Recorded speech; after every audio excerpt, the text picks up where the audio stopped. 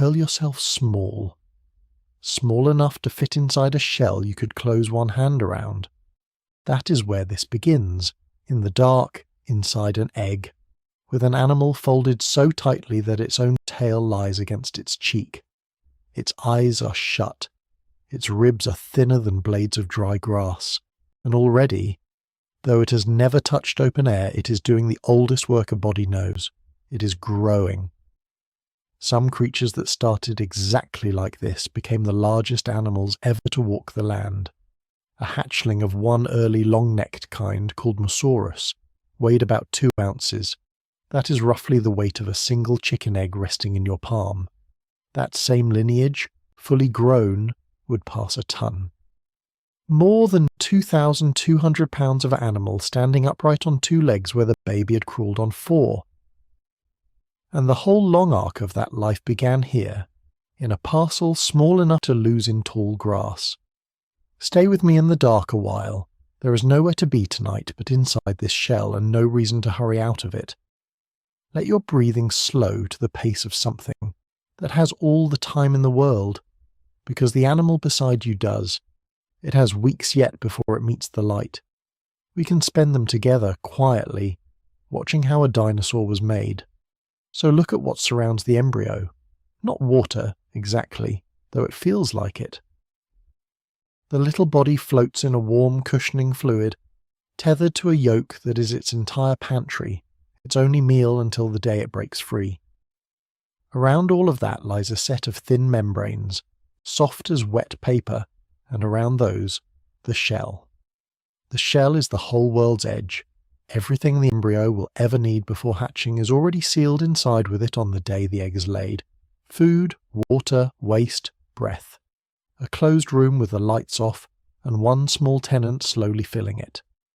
That closed room has a problem though, and the problem is air. This is the quiet drama at the centre of every egg ever laid.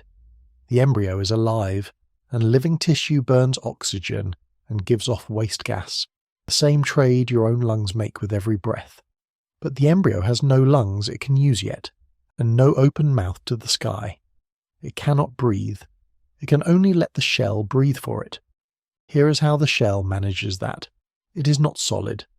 Held to the light, a dinosaur eggshell is threaded with tiny channels, pores far too fine to see clearly from across a room, running from the outer surface down to the membranes inside. Oxygen drifts inward through those pores. Waste gas drifts outward through the same ones. Nothing pumps it. Nothing forces it. The gas simply wanders from where there is more of it to where there is less, slow and patient, molecule by molecule. That slow wandering has a name, diffusion. And diffusion, gentle as it sounds, is the invisible hand that decided how big a dinosaur egg could ever be. To feel why, you have to think about shape. Picture a small egg first, something a hand could hide. Now imagine growing it, keeping the same form until it is twice as long in every direction. Your instinct says the egg got twice as big, but it did far more than that. Double the length, and you multiply the volume roughly 8-fold. The embryo inside and the amount of oxygen that embryo needs climb with that swelling volume. Yet the surface, the shell where breathing happens, only grows about 4-fold. The living inside races ahead. The breathing skin falls behind. That is the trap. The larger an egg becomes, the less shell surface it has for every bit of hungry tissue crowded inside. It has more mouths, in a sense, and proportionally fewer windows to feed them air. Make the egg big enough, and the embryo at its centre would begin to suffocate quietly in the dark, starved of oxygen, not because the world lacked it, but because the geometry of a sphere would not let enough of it in. This is why an egg is not merely a small version of the animal that lays it. It is a breathing device, and breathing devices have limits. You might think the answer is simply a thicker shell, and here the trap tightens into something almost cruel. A bigger egg holds a heavier load. It needs a stronger wall to keep from cracking under its own weight, or under the weight of a parent that might rest against it. Strength wants thickness, but thickness is the enemy of breath. Every extra layer of shell is a longer tunnel. Each molecule of oxygen must creep down before it reaches the embryo. Thicken the wool for strength, and you choke the gas exchange that keeps the embryo alive. Thin the wool for breath, and you weaken the very thing holding the egg together. So the egg is caught between two needs that pull in opposite directions. It must be strong enough not to shatter, and porous enough not to smother, and those demands fight each other the whole time. Somewhere between them sits a narrow band of workable sizes, and that band, remarkably, does not care how enormous the parent is. A creature the length of a school bus, a creature heavier than a herd of elephants, still had to lay an egg that obeyed this same quiet arithmetic of surface and volume, strength and breadth. The mother could be a giant. The egg could not follow her there. Its ceiling was set not by her body but by the physics of a molecule finding its slow way through a wall. That is one of the strange, humbling truths hidden inside these fossils. The biggest dinosaurs did not lay proportionally biggest eggs. They could not. The largest land animals in the history of the planet began their lives in packages that stayed within a fairly modest range, held there by the unbending rules of gas moving through a porous shell. A blue whale-sized ambition hatched from something you could cradle. Now let the numbers make it real, because the fossils give us the actual walls of these rooms. Among the long-necked Tyrannosaurs, some of the heaviest creatures that ever lived, the eggshells were surprisingly thin. Many measure only a little over 1/20th of an inch across, and few run thicker than about 1/12th of an inch. Hold that against the size of the animals and it feels almost impossible. A wall thinner than a stiff sheet of card standing between a growing giant and the open world. Thin, because thin is what breathing demands, and these embryos had a great deal of breathing to do. There is one strange exception, and paleontology loves its exceptions. At a site in Argentina, a group of titanosaur eggs turned up with shells far heavier than the rule allows, thickened in places to nearly 1/3 of an inch. That is several times the ordinary wall, a genuine oddity in the fossil record. Researchers suspect these unusual eggs may have been laid into warm, mineral-rich ground, perhaps heated from below, and that the thick shell slowly wore thin from the inside as incubation went on, opening the breath the embryo needed only after it was safely buried. It is a careful idea, offered as a likely reading rather than a settled fact, and it is worth saying so plainly. Even the exceptions here bow, in the end, to the same law of breath. Whatever the thickness, the pores are the point. Fine, countless, precisely tuned, they are the difference between an egg and a coffin. Through those needle-narrow channels the whole life support of the embryo runs, silent and continuous, for weeks. No sound, no movement you could see, just the endless patient traffic of gas in and out, keeping a folded animal alive in the dark until it is ready to be something more. And what is folded in there? For a long time, that was the hardest question of all, because embryos are the most fragile fossils imaginable. A hatchling is small. An unhatched embryo is smaller, its bones barely mineralized, soft as the shell around them, the first things to vanish when a body decays. To find one preserved is to find a whisper that somehow survived 100 million years of shouting, and yet in a few extraordinary places they did survive. When they are found, they change what we can honestly say about the first moments of a dinosaur's life, moving us from guessing to seeing. The oldest of these whispers comes from South Africa, from rocks that are about 190 million years old. Inside them were the embryos of an early long-necked dinosaur named Massospondylus, and they are the oldest dinosaur embryos known anywhere on Earth. The first of them came to light in a road cut in 1978, spotted by a paleontologist named James Kitching, though at the time no one fully grasped what these tiny curled skeletons were. Later work at the same ground, digging carefully from 2006 onward, uncovered whole clutches still sitting where they were laid.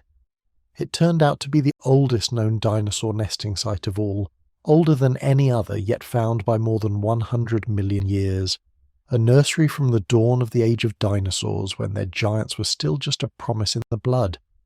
Look closely at what those embryos show, and be careful to separate what the bones say directly from what we infer around them. The direct evidence is the skeletons themselves, laid out in the shell, and they are odd little things. The head is enormous, out of all proportion to the body, a great heavy skull perched on a neck that would have hung low and level. The front limbs are nearly as long as the back ones, close to matched front and rear. That is the plain fact written in the bone. The reading built on that fact is this. An animal with a head that heavy and forelimbs that long was almost certainly born to move on all fours, a 4-footed baby that could not have balanced upright on its hind legs. Yet the adults of this same kind stood and moved differently, at least able to rise onto 2 legs when they chose. So the hatchling and the grown animal did not share one body plan. The creature would rebuild the very way it walked as it grew, shifting its balance across its own lifetime. The limb bones give us that idea. It is a strong idea, well argued, but it is a reading of proportions, not a filmed animal, and honesty asks us to hold it as the careful interpretation it is. Then there is the giant, and the giant has a nickname. In central China, in Henan province, in rock roughly 90 million years old, a clutch of enormous eggs was found with a skeleton curled inside one of them. The eggs are among the largest dinosaur eggs ever discovered, long and heavy, and the embryo within was given the pet name Baby Louie long before it had a proper scientific one. That name arrived at last in the form of Babylong, a phrase meaning baby dragon, and the direct evidence once again is just the thing itself, an embryo skeleton, articulated, nested within a giant egg. A single held breath from 90 million years ago, caught the instant before it hatched. What kind of animal was it going to become? Here the honesty matters most because the egg alone cannot tell you. The embryo is a baby, and a baby's bones do not carry a label reading how large it will grow. The estimate of the adult, an animal perhaps 26 feet long and as heavy as 6,600 pounds, reaching full size somewhere around age 11, does not come from Baby Louie at all. It comes from separate studies of the animal's larger relatives, their grown skeletons and growth patterns, laid alongside this embryo to guess where it was headed. So the picture is a partnership. The egg gives us the beginning, real and solid in the hand. The relatives lend us the ending. Between them we sketch a life, and we say plainly which parts we hold and which parts we borrow. That care is the whole discipline, really. It is easy to look at an embryo in a shell and let the imagination gallop, to see the giant, and forget you are only holding the seed of it. The fossils reward patience instead. They ask you to say what is truly there. The head too big for the body, the shell too thin for the size, the paws too fine to see and then to stop, and to admit where the evidence ends and the modelling begins. There is a deep pleasure in that restraint. It is the difference between a good tale and a true one, and still the true one is astonishing enough. Return, one last time, to the smallest of them, to Mussaurus, the mouse lizard, named for the tininess of its first known bones, 2 ounces at hatching, light enough to sit unnoticed in the cup of a hand, its great head tipping it forward so that standing tall was simply impossible, its balance pinned to the ground on 4 small feet. Give that same animal a single year, and it would already be many times heavier.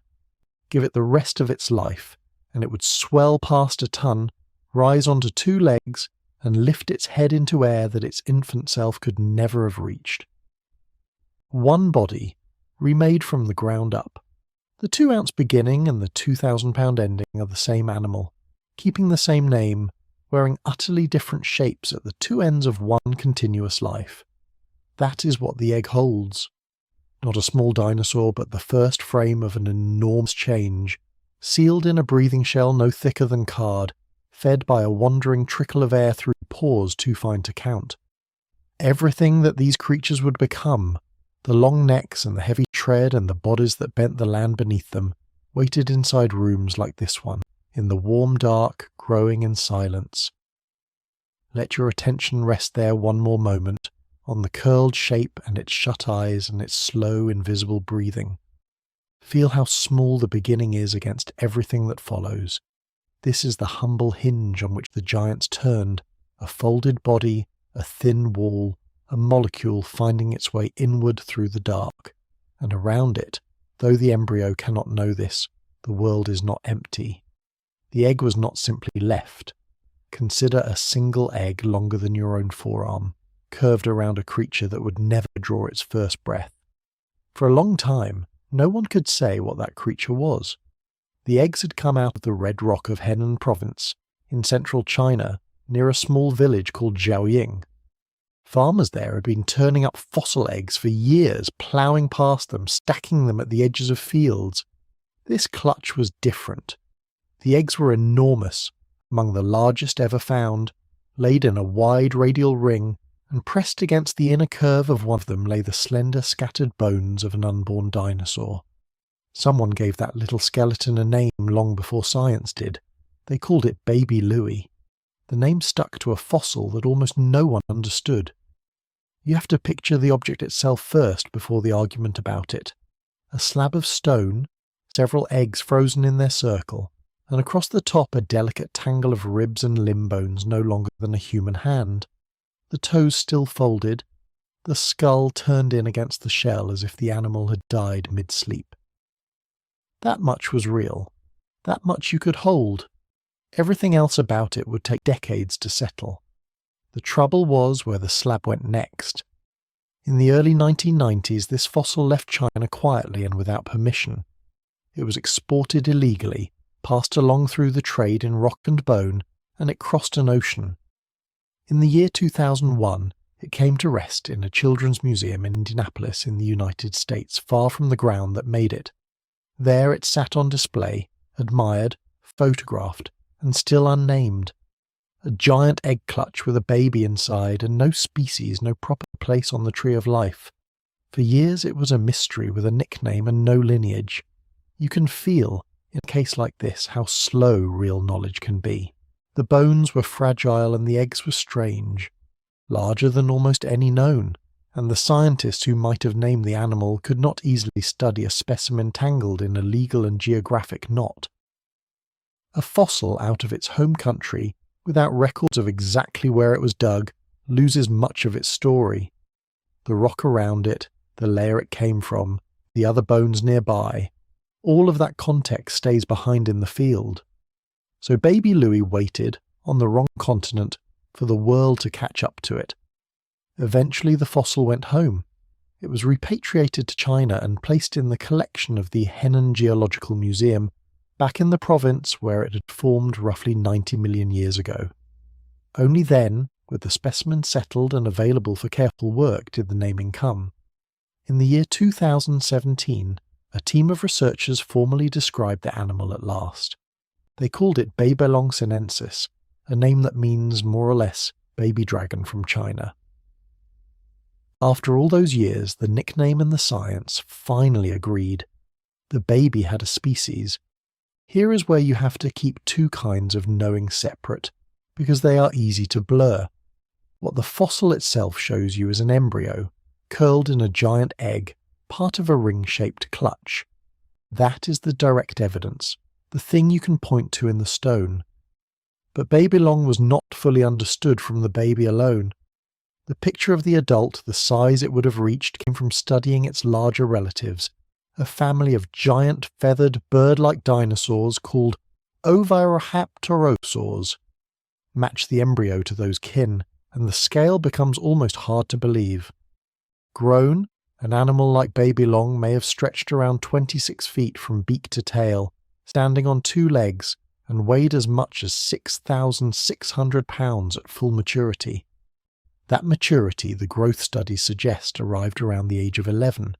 So the tiny curled skeleton you have been picturing, the one no longer than your hand, was the first stage of something that could have looked you in the chest and kept rising. A 3-ton bird-like giant began as a folded whisper of bone inside a shell. The egg was among the largest ever laid, and even so, the animal that hatched from it had a long way left to grow. Now carry that idea backward, much further back, to a different continent and a far older rock. Because Baby Louie, for all its size and drama, is not the oldest baby in this record. For that you have to leave the Cretaceous behind entirely and drop into the early Jurassic, to the highlands of South Africa, and to a discovery that sat unrecognised for a remarkably long time. In the year 1978, a South African paleontologist named James Kitching was working in the Golden Gate Highlands, in a place sometimes called Red Bend. Kitching had a famous eye for fossils, one of the best of his generation. On that day, he collected material from a road cut, a raw slope of exposed rock where a track had been carved through the hillside. Among what he gathered were 2 small clutches of eggs holding tiny skeletons. He recognised they were something, and he saved them, but their full meaning slipped past even him. For a while these were simply small fossils in a drawer, their true importance quietly waiting. What Kitching had actually found, it turned out much later, were the oldest dinosaur embryos known anywhere on Earth. They belonged to Massospondylus, an early long-necked plant-eater, a forerunner of the giants to come. The rock they came from, the Upper Elliott Formation, is roughly 190 million years old. Think about the gap you have just crossed. Baby Louie is about 90 million years old, and that already sits deep beyond ordinary imagining. These South African embryos are older than that by another 100 million years, give or take. They are the earliest unhatched dinosaurs we have ever held. For decades, the embryos themselves were the whole of it, 2 clutches out of a road cut. Then, beginning in the year 2006, researchers went back to that same ground and excavated it properly. What they uncovered turned a handful of eggs into something much larger. They found clutches of eggs still sitting where they had been laid, in place, in the ancient sediment, along a low floodplain near the margin of water. Several nests at more than one level in the rock. That is not a single accident of preservation. That is a nesting ground, a place returned to, and it is the oldest known nesting ground of any dinosaur, older than every other by well over 100 million years. Hold the 2 claims apart once more, gently, because the honest version matters. The direct evidence is the eggs and the babies in the rock, and the fact that they lie in clustered clutches at a single site. The reading of that evidence, the interpretation, is that these animals came back to the same ground to breed, the way so many later creatures would. The bones say the nests are there. The pattern, laid across many nests, is what lets researchers call it a nesting ground rather than a single buried moment. It is a careful step, but a step built on real stone, and the little skeletons inside those Jurassic eggs have their own quiet surprise, one you can almost feel in your own body. A Massospondylus embryo had a head that seems far too big for it, a heavy skull on a short, horizontally held neck, and front limbs nearly as long as its back limbs. An animal built like that, at hatching, would have walked on all fours. It came into the world as a 4-legged baby. Yet the adults of the same species could rise and move on their 2 hind legs, at least some of the time, so the shape of the animal changed as it grew, the balance shifting, the front limbs giving up their share of the walking. The baby you would have watched crawl from the shell moved differently than the parent standing over it. 2 babies then, separated by 100 million years and half a world. One a 3-ton giant in the making, curled inside a colossal egg in China, lost across borders and finally brought home and named. The other a knuckle-sized crawler with an oversized head, tucked in the oldest nest we know, overlooked for decades in a South African road cut before anyone understood what a treasure it was. Both of them are the same thing at heart. A life folded down to its smallest possible size, waiting inside a thin curved wall of mineral, in the dark, in the warmth, in the quiet before everything. That thin wall is the last thing to think about here, because it is where the whole record begins. Every one of these stories, the giant and the crawler, the illegal journey and the patient excavation, comes down to a shell only a few millimeters thick and the small living thing pressed against its inner face. The embryo does not build that shelter for itself. It is held and hidden and kept. Someone chose the ground. Someone laid the eggs in their ring and covered them and stayed near. Above that thin shell, out in the open air, the adults were shaping something you have not yet seen. The nest. Above that thin shell, out in the open air, the adults were shaping something you have not yet seen. The nest. Begin with the ground beneath it. A low floodplain in what is now western Montana. Late in the Cretaceous. Warm and flat and open to a pale sky. Fine grey ash from distant volcanoes has settled over everything, soft as flour underfoot. Beyond the horizon lies the shoreline of a shallow inland sea, and here, on a slightly raised stretch of dried mud, heavy feet have been digging. Each nest is a broad bowl pressed into the earth. Not a delicate thing woven from twigs, but a scooped hollow in the ground, wide enough to cradle a clutch of eggs and the long wait of a season. You could kneel inside one of these bowls with room left over. The rim rises just high enough to keep the eggs from rolling out. Around it the mud has been packed smooth and firm. Now widen your view.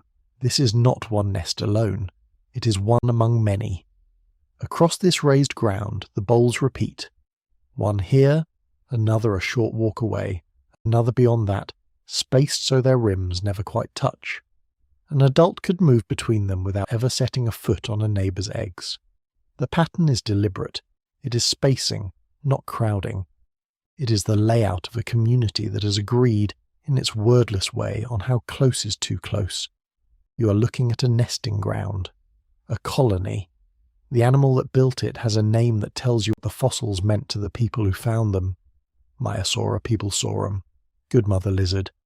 It was named in 1979 by the paleontologists Jack Horner and Bob McKeeler, after this very kind of site turned up in the rocks of Montana's Two Medicine Formation. The find began 2 years earlier, and it began small. In 1977, near the town of Bynum, a woman named Marion Brandvold noticed fragments of tiny bone weathering out of the Badlands. They were the bones of babies. Not the great limbs of an adult, but the delicate remains of dinosaurs that had died very young, in a place where many young had lived. She brought them to Horner. Excavation of the site began the following year.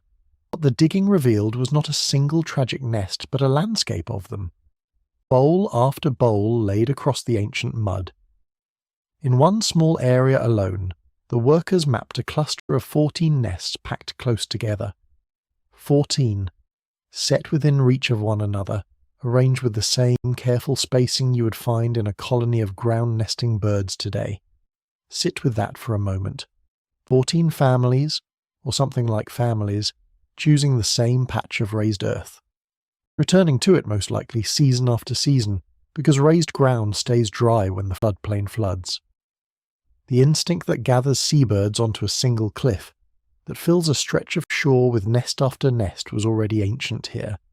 It was written into these animals more than 70 million years before any human eye would ever try to read it, and the eggs themselves were only the beginning of what the site preserved. Inside and around some of those bowls lay the bones of hatchlings. When researchers looked closely at their tiny jaws, they found something quietly astonishing. The teeth were worn, blunted, ground down at the tips the way teeth are worn only by use, by chewing, by the slow abrasion of food passing over them again and again. But these were babies, and their legs told a second story. The joints at the ends of their leg bones were poorly formed, still soft, still partly cartilage rather than finished bone. Joints like that do not carry weight well. They do not run. They do not chase down a meal across an open floodplain. Put the two clues together and a picture forms. Here were young animals whose teeth showed heavy use, and whose legs were not yet built to stand and forage on their own.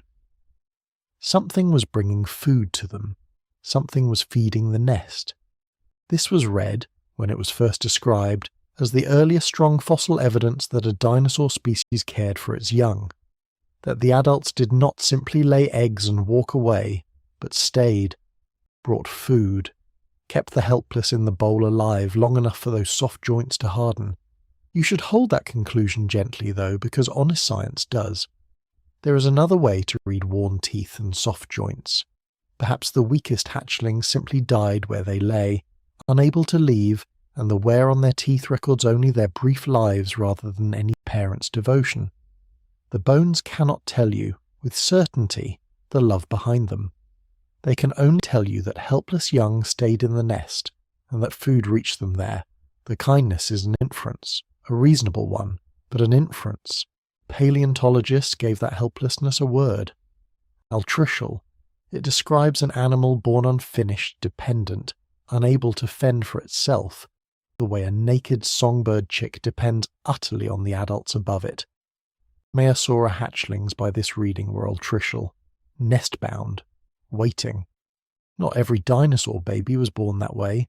The opposite condition has a name too, precocial, ready. Born with the legs and coordination to move soon after hatching, the way a newborn foal stands within the hour.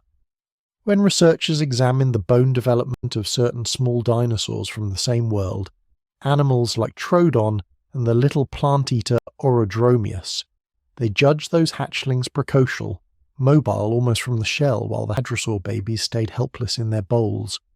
Even that divide is debated. The method rested largely on how finished the leg bones were.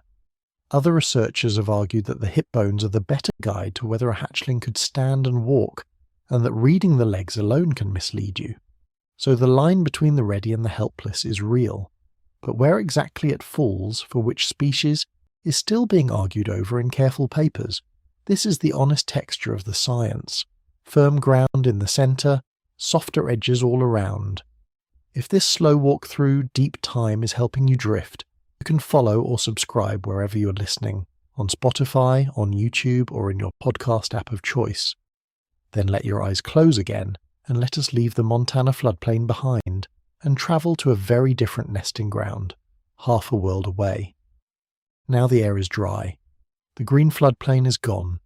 You are standing in a desert of wind-built dunes, in what is now the Gobi, in southern Mongolia, in rock we call the Jadokta Formation.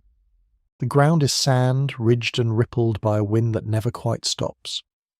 There is little water here. There is a great deal of sky. And roughly 75 million years ago, on this dune field, another kind of dinosaur was sitting on a nest. This was not a hadrosaur. It was a theropod, a member of the meat-eating lineage, though this branch had drifted toward a stranger diet and a stranger shape, an oviraptorid. Roughly the size of an ostrich, lightly built, feathered, with a short deep beak and long grasping arms. The animal has a name now, Citipati or Smolsky, but the specimen that matters here earned a nickname first, Big Mama. Picture how it was found, frozen in the sandstone.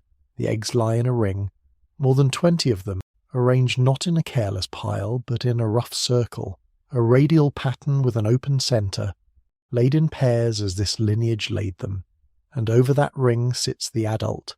Its legs are folded down into the middle of the circle, its long arms are spread outward and back, reaching along the outer rim of the nest, curving around the clutch as if to gather and shelter every egg at once.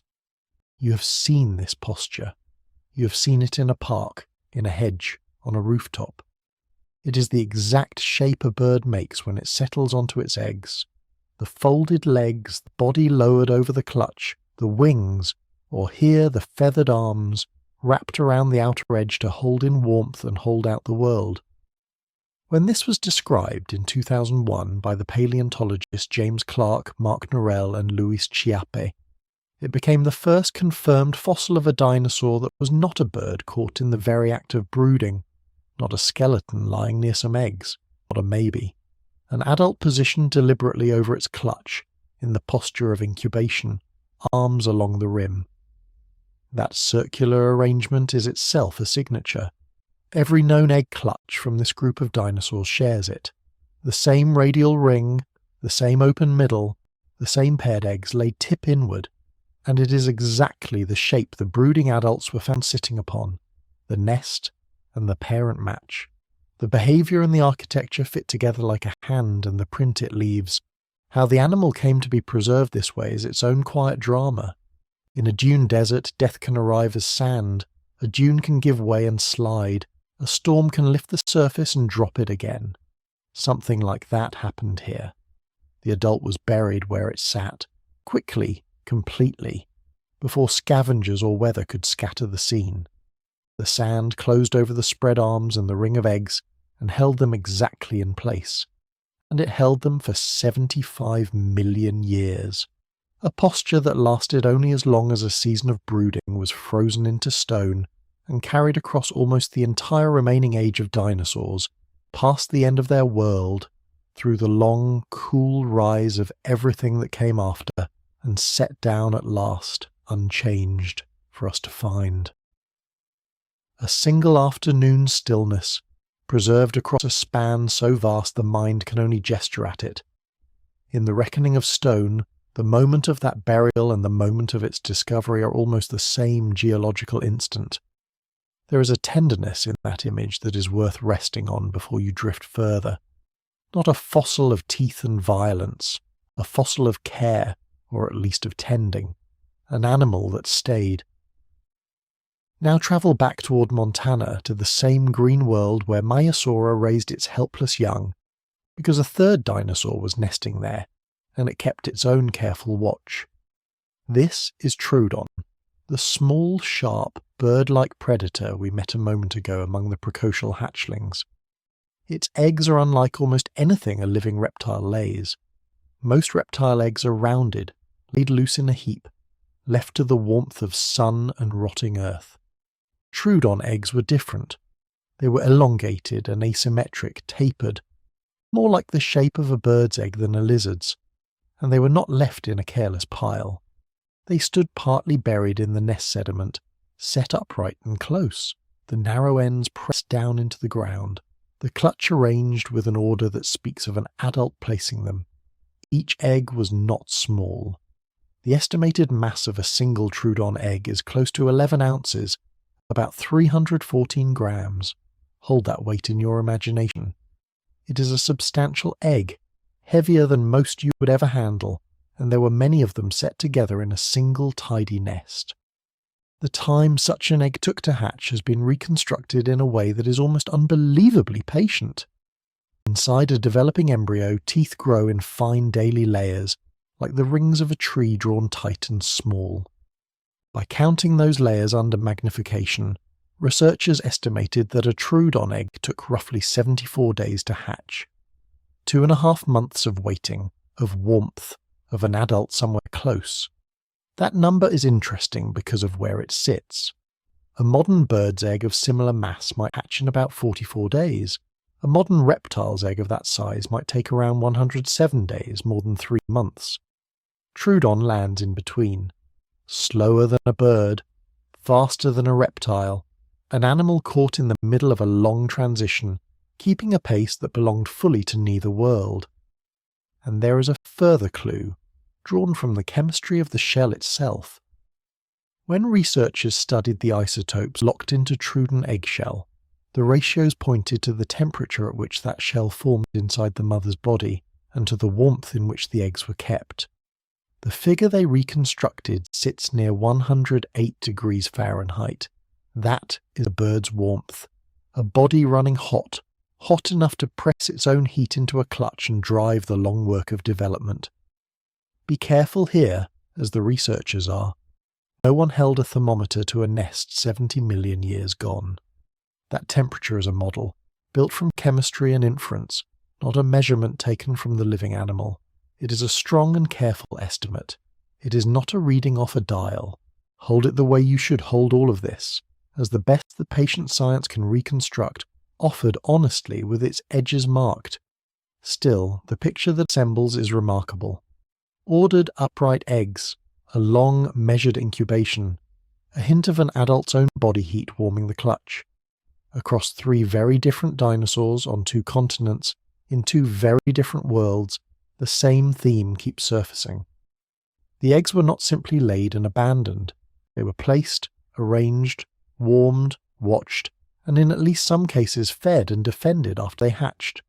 It is worth pausing to say what the bones do not prove, because that restraint is part of the honesty. Not every cluster of young beside an adult is a family portrait. In one famous slab from China, A grown dinosaur was found among more than 30 juveniles, and it was read, at first, as a devoted parent gathered with its brood. Later study complicated that story. The adult's skull, it turned out, may have been a piece added to the block, and the animal was in any case too young to have bred. The lesson is a gentle one. Read the stones closely. Do not read into them more than they hold. Care leaves traces, but so do accident and wishful looking, and the good watcher learns to tell them apart. What survives all that caution is still a quiet marvel. Dinosaurs built nesting grounds and returned to them. They spaced their bowls with a colony's logic. They sat over rings of eggs with their arms spread wide. They warmed their clutches and in places carried food to helpless young. The image of the cold, indifferent reptile dropping eggs and turning away dissolves here in the ash and the sand. So let the colony settle into evening around you. The adults are low over their clutches or moving softly between the bowls. The ash drifts. The desert wind smooths the ring of eggs in the far dune field. Every nest across every one of these worlds is holding the same slow secret, warming toward the same threshold, waiting on the same event. Inside each shell, a small body is finishing itself, turning, filling the space, pressing at last against the boundary that has held it since the first pass of this journey. The wind comes before the dark. You are standing in a country of sand the colour of old bone, 75 million years back in the place that would one day be called the Gobi. The light is leaving. It goes gold, then rust, then a thin cold grey along the dunes. All around you the land is built of wind. Ridge after ridge of fine sand rises and falls, sculpted into long soft curves, each one leaning the way the last storm pushed it. There is almost no green here. A few low, tough plants cling in the hollows between dunes, and beyond them the ground runs empty to a horizon with no trees to break it. You feel the temperature drop against your skin. Deserts do this. All the heat the sand held through the day lifts away into a clear sky, and the air turns sharp and dry within the hour. By full dark it is cold enough to make you fold your arms. The wind carries the smell of nothing much, only warm mineral dust and the faint dryness of sand that has not seen rain in a long time. And in the middle of this wide emptiness low against the flank of a dune, there is a nest. It is a shallow mound raised out of the sand, a ring of packed grains a few feet across. Laid into that ring, arranged like the spokes of a wheel around an open centre, are the eggs. More than 20 of them. Each one is long and pale, tapered at the ends, longer than your hand and heavier than it looks, set on its side and half sunk into the warm sediment. They are paired and angled outward, so the whole clutch forms a wide radial crown pressed into the ground. It is a shape with order in it. Nothing scattered them here. They were placed. And over them sits the animal that made them. You watch it settle. It is a theropod, roughly the size of an ostrich, built light and tall, with long legs folded now beneath its body, and a slender neck curved down toward the nest. This is Citipati, an oviraptorid, one of the strange toothless dinosaurs of these dunes. It lowers itself slowly over the centre of the ring. Its body comes down into the open space at the heart of the clutch, where no eggs lie, so that its weight rests on the ground and not on the shells. Then it does the thing that will echo across 75 million years. It spreads its arms. You see the forelimbs reach out and lay themselves along the outer rim of the nest, one to each side, folding down over the eggs like a roof. The long feathers of those arms, if feathers were there, would drape across the clutch and shut out the wind. The posture is unmistakable to anyone who has watched a bird on a ground nest. The body centred, the limbs wrapped forward and around, the whole animal turned into a living lid over its eggs. It is the same shape a brooding hen makes in a farmyard. Here it is being made by a dinosaur, in a desert, in the dark, long before there were farmyards or hens or anyone to see. Take a moment with how quiet it is now. The wind hisses low across the dune crests and drags loose grains in thin ribbons over the sand. Somewhere out in the dark a small thing moves and stops. The parent does not. It sits with its head lowered and its arms spread, holding its warmth down over the eggs, sheltering them from the cold that is settling across the whole country. Through the night, its body heat leaks slowly into the shells beneath it. Inside those shells, if the season is right, small folded embryos are drawing on that warmth, growing in the dark by the borrowed heat of the animal above them. This is not a fast world. Nothing here is in a hurry. The stars come out hard and bright over the dunes, the way they only do where no haze and no distant glow soften them. The sand gives up the last of its heat. The parent shifts its weight once, resettles, and goes still again. Hour after hour it keeps its shape over the ring of eggs, a patient dark form on the pale slope, guarding a future it will help begin and never see grow. If you're drifting with this, let the calm of it hold you, and let me say one thing before we go on. If these slow walks through deep time help you rest, follow or subscribe wherever you are listening, on Spotify, on YouTube, or in your podcast app of choice. Then let it go and come back to the dune and the wind and the animal keeping watch. Because the wind is changing. You feel it before you understand it. The steady, low hiss climbs into something rougher. The ribbons of sand that were drifting gently across the crests begin to lift and blur. Grains start to sting where they strike.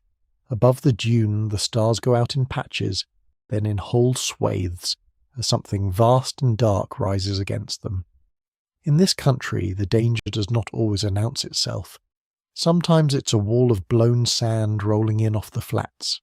Sometimes it is the dune itself, oversteepened by weeks of wind letting go all at once. Either way, the end is the same, and it is fast. The animal lifts its head. Perhaps it feels the ground begin to move beneath the nest. Perhaps the air fills with driven grit and there is nowhere to go and no time to reach it. A brooding parent does not abandon the clutch easily. This one does not abandon it at all. As the sand comes, it stays where it is, arms still spread along the rim, body still centred over the eggs, holding the only posture it has held all night. Then the dune comes down. You would hear it as a low, heavy rush, sand moving in a mass, pouring over the nest and the animal in a single smothering wave. The wind-loaded slope collapses and buries everything on it in seconds. There is no slow drift here, no gentle covering over years. The sand arrives all at once and packs itself around the limbs, around the lowered neck, into the spaces between the eggs, filling the whole shape of the moment before the moment can change. The pressure holds the arms exactly where they lay. It holds the body over the centre of the ring. It holds the eggs in their radial crown, each one where it was set, and then it is quiet again, above, where the dune has come to rest. The wind smooths a new surface over the place. The stars burn on. Nothing marks the spot. Under several feet of fresh sand, sealed away from air and scavengers and rot, the parent still crouches over its clutch in the dark, arms spread, in the attitude of care it took at dusk. That is where it stays, not for a night, not for a season. The sand that buried it hardens slowly into wind-blown stone, layer pressed on layer, and the desert above goes on making and unmaking its dunes for an amount of time your mind cannot really hold. Whole worlds come and go over that grave. The dinosaurs of these dunes vanish. The seas move. The continents drift into new shapes. And through all of it, the animal keeps its posture, folded into the rock like a fly in amber, its arm still reaching along a ring of eggs that never hatched. When it comes back into the light at last, in a desert still dry and still empty, it comes back exactly as it went down. The skeleton lies centred over the clutch. The forelimbs stretch out along the nest rim to either side, curved forward over the eggs beneath. The eggs are still there, still ranged in their spokes around the open middle where the body sat. Everything is in place. Nothing has slipped. The whole shape of that last night is set in stone.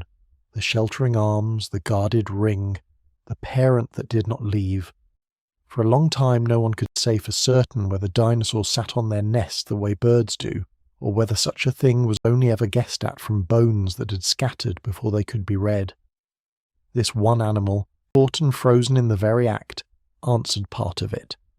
It is the first clear record of a dinosaur of this kind held in the posture of brooding, arms wrapped along the perimeter, body over the eggs, in a pose that reaches straight across to the birds that would inherit the world.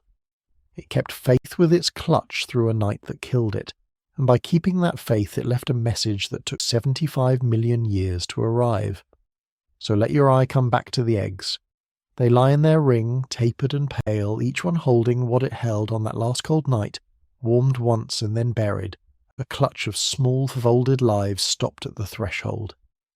In this nest that threshold was never crossed, but across all the long deserts and floodplains and forests of that vanished world, on countless other nights, under kinder skies, the same patient shapes crouched over the same rings of eggs, and waited, and were rewarded.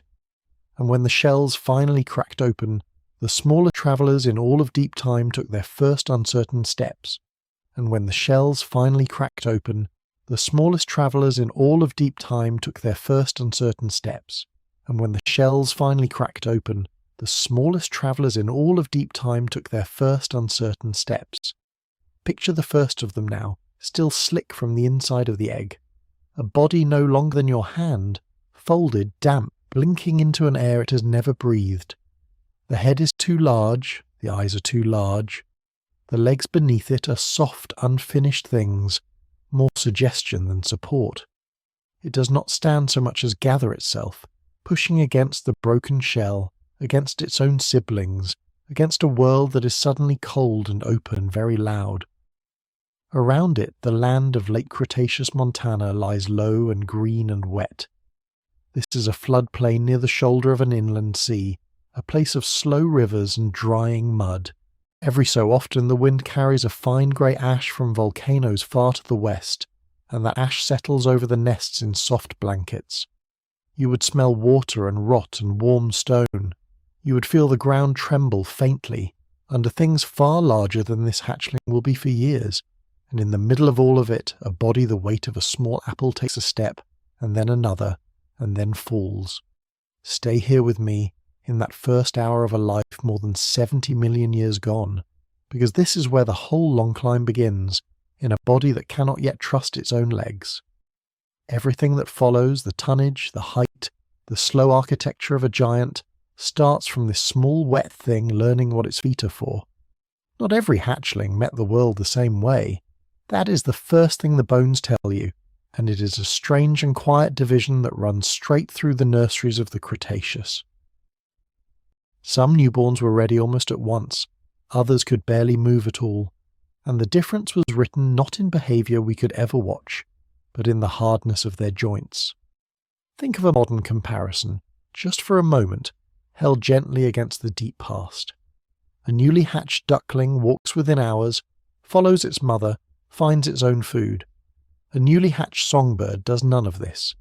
It lies naked and blind in the nest, mouth open, utterly dependent, waiting to be fed.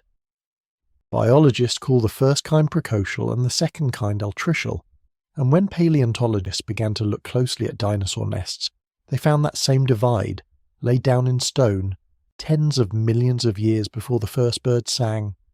On one side stood the small, sharp-eyed hunters. Troodon, a slender predator no taller than a large dog, whose eggs were shaped almost like a bird's, symmetric and narrow, weighing around 11 ounces each. Alongside it, a small plant-eater called Orodromius, sharing the same drying floodplains. When researchers sectioned the leg bones of their hatchlings, they found joints that were already well formed, already hardened, already built to bear weight. These were babies that could stand soon after hatching.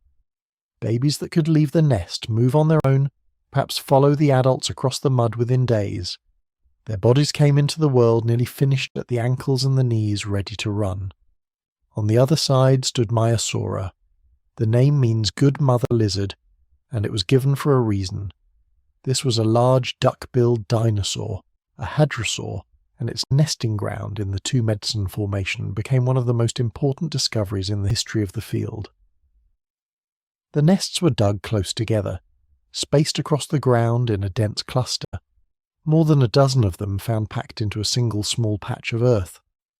That spacing tells you something on its own. These animals nested in colonies, the way seabirds crowd a cliff, returning to the same ground, laying near their neighbours, tolerating the noise and closeness of many families at once. And inside those Maiasaura nests, the hatchlings told a different story than Troodon's did.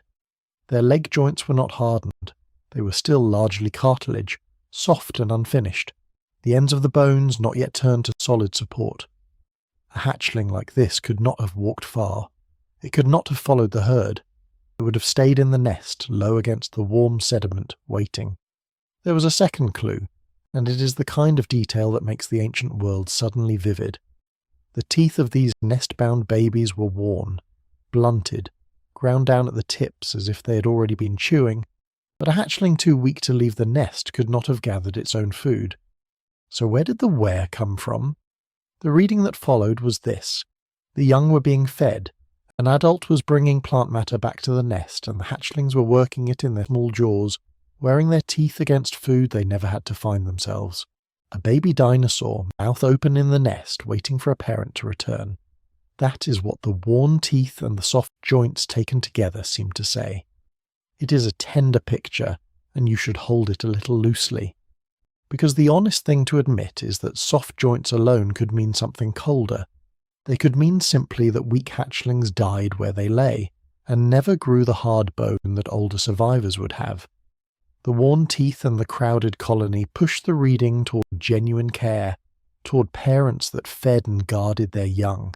But the difference between a helpless baby that was tended and a helpless baby that simply failed is not always something a fossil can settle cleanly. The best scientists in this work hold both possibilities in view and let the weight of the evidence lean without pretending it has fallen all the way over. And here the ground gets more uncertain still, in a way worth sitting with slowly.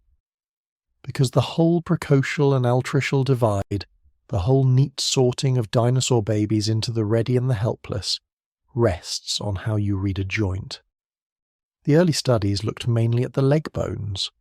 Hard leg joints meant a mobile newborn. Soft leg joints meant a nest-bound one. It seemed obvious. It seemed like a clean rule. But other researchers pushed back, and their objection was quiet and technical and important. They argued that the leg bones were not the right place to look. A better indicator, they said, was the hip. The way the hip socket and the top of the thigh bone come together, the way that particular joint hardens, might tell you far more about whether an animal could truly stand and move than the ankle ever could. And if you shift your attention to the hip, some of the tidy conclusions begin to soften. An animal filed under helpless by its leg bones might look more capable when you weigh its hips instead. This is not a failure of the science, this is the science working. Two careful groups, looking at the same small bones, disagreeing about which joint carries the real signal. It means that when you hear a dinosaur baby described as precocial or altricial, as ready or as helpless, you are hearing a conclusion that is still, gently, in argument. The broad shape holds. Some hatchlings clearly came into the world more finished than others, but the exact line, and exactly where each species falls across it, remains a question the bones have not fully answered. And there is a strange comfort in that, in a science patient enough to say we are not yet sure, and to keep looking. If you are drifting now, let yourself drift. There is nothing here you need to hold on to. And if these slow walks through deep time are the kind of thing you would like to find again on another dark evening, follow or subscribe wherever you are listening, on Spotify, on YouTube, or in your podcast app of choice.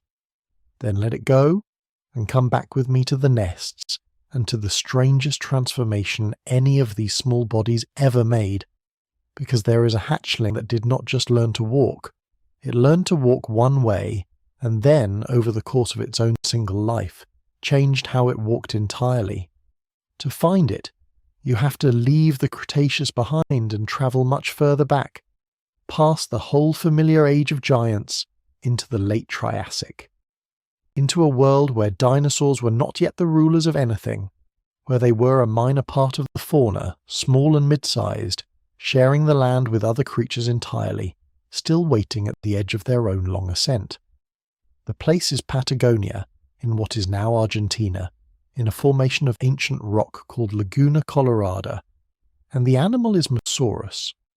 The name means mouse lizard, and it was given, almost as a joke, because the first specimens anyone found were tiny, hatchlings and juveniles small enough to cradle. For a while the world thought this was simply a small dinosaur. It was not.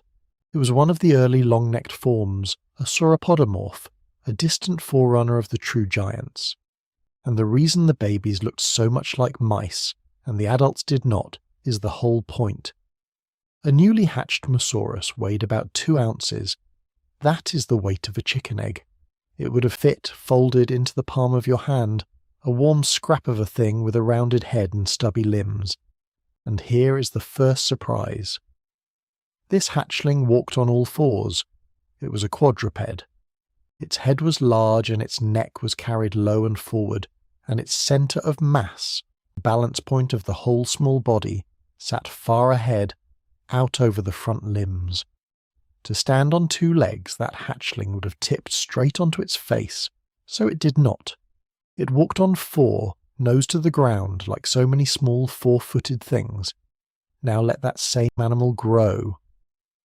By the time it was a year old, the mouse had become something closer to a large dog, around 15 pounds, and it kept going. As an adult, Mussaurus weighed more than a ton, more than 2,000 pounds, a bulky, long-necked animal many times the length of the hatchling it had been. But the astonishing part is not merely the size. It is that as the body grew, its proportions changed, and its balance point slid backward. The tail thickened and lengthened. The trunk deepened. The mass of the animal migrated back, away from the head, until the balance point sat over the hips instead of over the shoulders. And once the weight rode above the hind legs, standing upright was no longer a fall waiting to happen. It became the natural way to be. The adult Mussaurus rose onto 2 legs and walked bipedally, a stance the hatchling could never have held. Sit with what that means. A single animal, over the arc of one life, went from walking on 4 legs to walking on 2, not across generations, not across an evolutionary age. Within one body, from birth to adulthood, the very manner of moving through the world was rebuilt as the centre of mass drifted from front to back. It is the earliest example anyone has yet found of a dinosaur changing its own way of walking as it grew, an entire shift in locomotion, recorded not in a lineage but in a lifetime, and we know it because of something rare and precious, a growth series, not one skeleton but many, of the same species at different ages, laid out from hatchling to yearling to full adult. When you have that, you can watch a body change the way you might watch a slow film, frame by frame, each specimen a still image from a different moment in a single kind of life. You can measure how the limbs lengthen, how the head shrinks in proportion, how the balance point creeps toward the tail. And from those measurements, from careful modelling of where the weight sat at each stage, you can reconstruct the moment in growth when 4 legs gave way to 2. That reconstruction is a model, and it is worth saying so plainly. There are no ancient trackways of a young Mussaurus turning into an old one, no frozen footprints catching it mid-change. The stance at each age is inferred from the shape of the bones and the physics of balance, not watched directly. But the growth series is real, and the shift it implies is grounded in the animals themselves.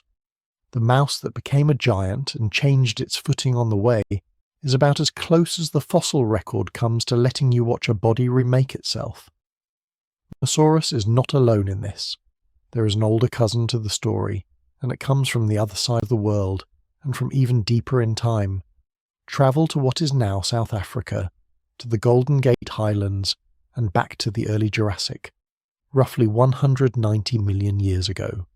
Here, in the Upper Elliott Formation, along the margins of ancient lakes and floodplains, lies the oldest dedicated dinosaur nesting ground anyone has ever found. It predates every other known nesting site by more than 100 million years. When you stand on that idea, the depth of it is hard to hold.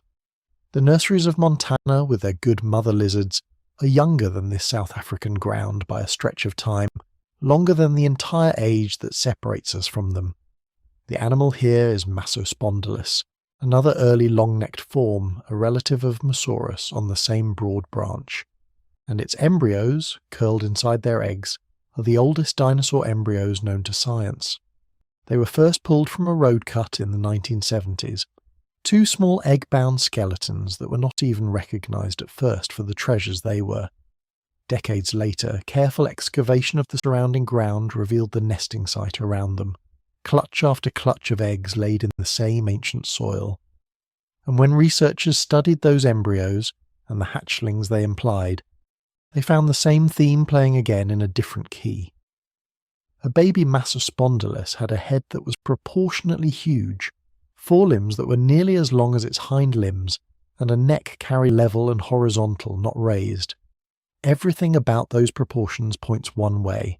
This was an obligate quadruped. Not a hatchling that could walk on two legs if it chose, but one that had no choice at all, built low and forward and four-footed from the moment it hatched.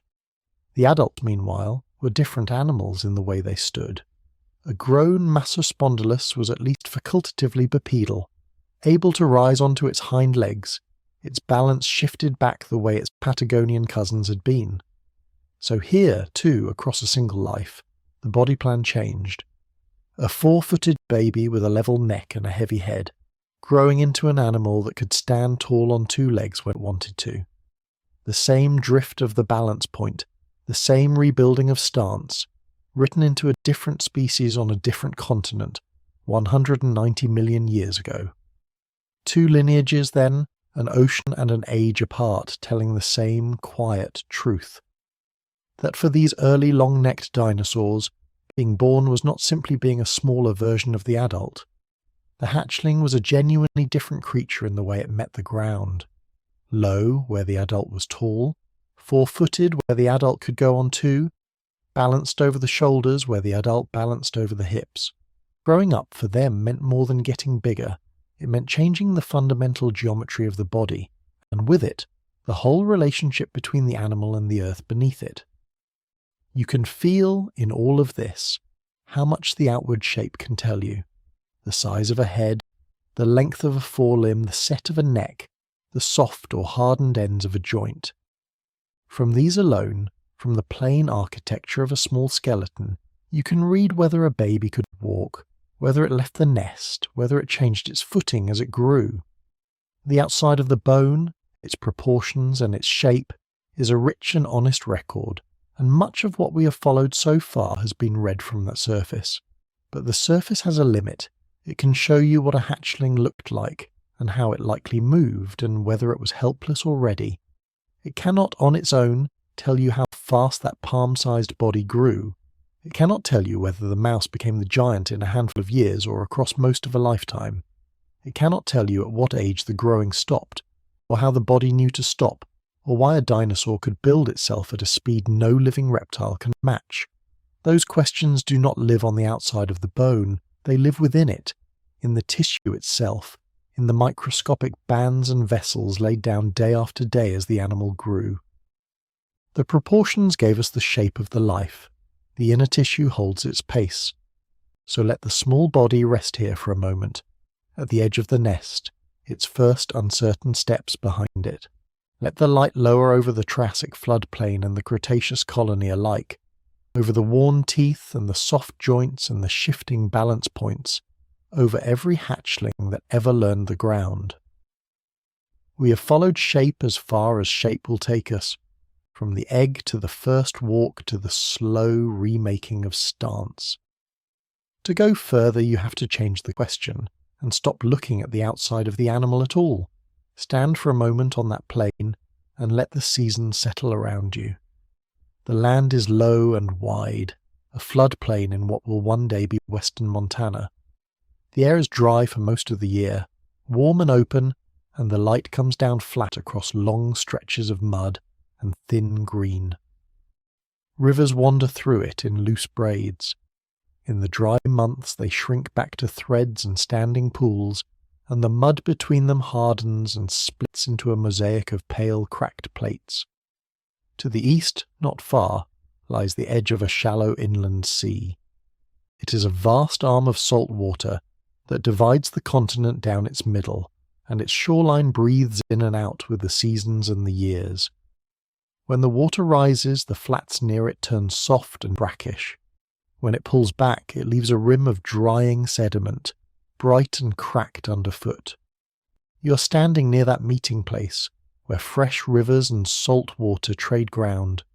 The wind off the flats carries the smell of warm mud and rotting plants, and under that, faint and constant, the mineral breath of the sea. Now feel the other presence in this air. Somewhere to the west, beyond a horizon you cannot see, mountains are rising, and they burn as they rise. From time to time the sky hazes over and fine ash begins to fall. Not stones, not fire, a soft grey powder, dry as flour, sifting down through still air and settling over everything. It dusts the broad leaves of the low plants. It fills the shallow prints of passing feet. It drifts into the hollows of the ground and lies there, patient and even, until the next rain packs it down into the mud. That ash matters more than it seems. Each fall lays down another thin blanket, sealing the surface of the plain under a fresh layer. Over long spans of time these layers stack, one above another, covering whatever rests below quickly and gently. It is one of the quiet reasons this place keeps its secrets so well. What the ash covers, it protects. Onto this plain, in the warm season, come the nest builders. This is a nursery ground, returned to again and again, and it holds more than one kind of dinosaur at once. The larger of them is a duck-billed dinosaur, a hadrosaur, broad and heavy and patient. Its name, given long after by those who found it, means good mother lizard. It gathers here in numbers. Across the plain its nests sit spaced apart, each one a low mound of scraped-up earth with a hollow at its centre. In one small stretch of ground, 14 of these nests rest close together, no farther apart than the length of a grown animal's body. That spacing is not an accident. It is the pattern of a colony, of many parents nesting side by side, the way seabirds crowd a headland today. Inside each hollow lies a clutch of eggs, and heaped over them the warmth of gathered plants. The good mother lizard does not sit on her eggs the way a small bird can. She's far too heavy for that. Instead, the mounded vegetation holds the heat, a slow rotting warmth rising through the shells, while the adults stand guard nearby. The mounds steam faintly in the cool of the morning. When the young hatch, they do not leave. Their leg joints are still soft, the ends of the bones not yet hardened, closer to cartilage than to finished bone. A hatchling like this cannot stand and walk with any strength. It stays in the nest, folded and waiting, and its teeth, when you look closely, are already worn, blunted, ground down at the tips, though the animal has never foraged a day on its own. Something was bringing food to the nest and pressing it into those small mouths. The young were fed where they lay, tended and kept, for weeks or longer, before they could ever follow the herd. That is one household on the plain. But you are not alone out here. Move low to the ground between the hadrosaur mounds, and there is another nester working the same soil.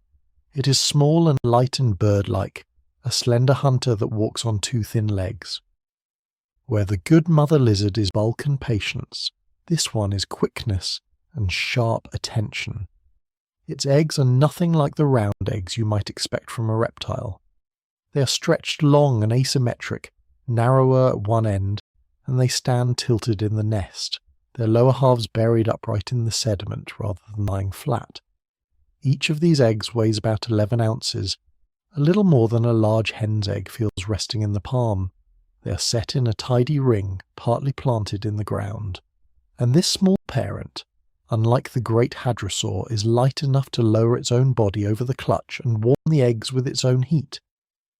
The temperature it held them at came close to 108 degrees Fahrenheit, near the warmth of a living bird brooding today. The eggs took their time. A clutch like this needed roughly 74 days to hatch, more than 2 months of steady warmth. That is a long, patient wait, longer than most birds hold their eggs, though shorter than many reptiles. A bird's egg of the same weight might hatch in about 44 days, a reptile's closer to 107. This small hunter sat between the two worlds, keeping to a schedule that belonged fully to neither, and its young are the opposite of the hadrosaurs. Where the good mother lizard's hatchlings lie helpless with soft joints, this one's come out ready. Their bones are harder at hatching, their legs able to carry them. They can leave the nest soon after breaking the shell, small and alert, stepping out into the same plane their parents hunt. So picture the two of them sharing the ground. The heavy herd with its rows of mounded nests and its helpless, well-fed young. The light hunter with its ringed clutches and its early walking chicks. Two ways of raising the next generation, laid down side by side in the same season, on the same stretch of ashy floodplain near the same salt shore. All of this belongs to a slice of time called the Campanian, part of the late Cretaceous, roughly 75 million years back from the present. The great extinction still lies far ahead of these animals, further than they could ever know. The plain they nest on will not last. The rivers will shift their courses, the sea will crawl forward and retreat again, and the ash will keep falling season after season, quietly raising the level of the ground. And here is the gift hidden in all that ash and mud. When a nest failed, when eggs went cold or a clutch of young died in place, the ash and the fine river silt closed over them before scavengers and weather could scatter the pieces. The soft blanket sealed the nest whole. Bones stayed where they lay. Eggshell held its shape.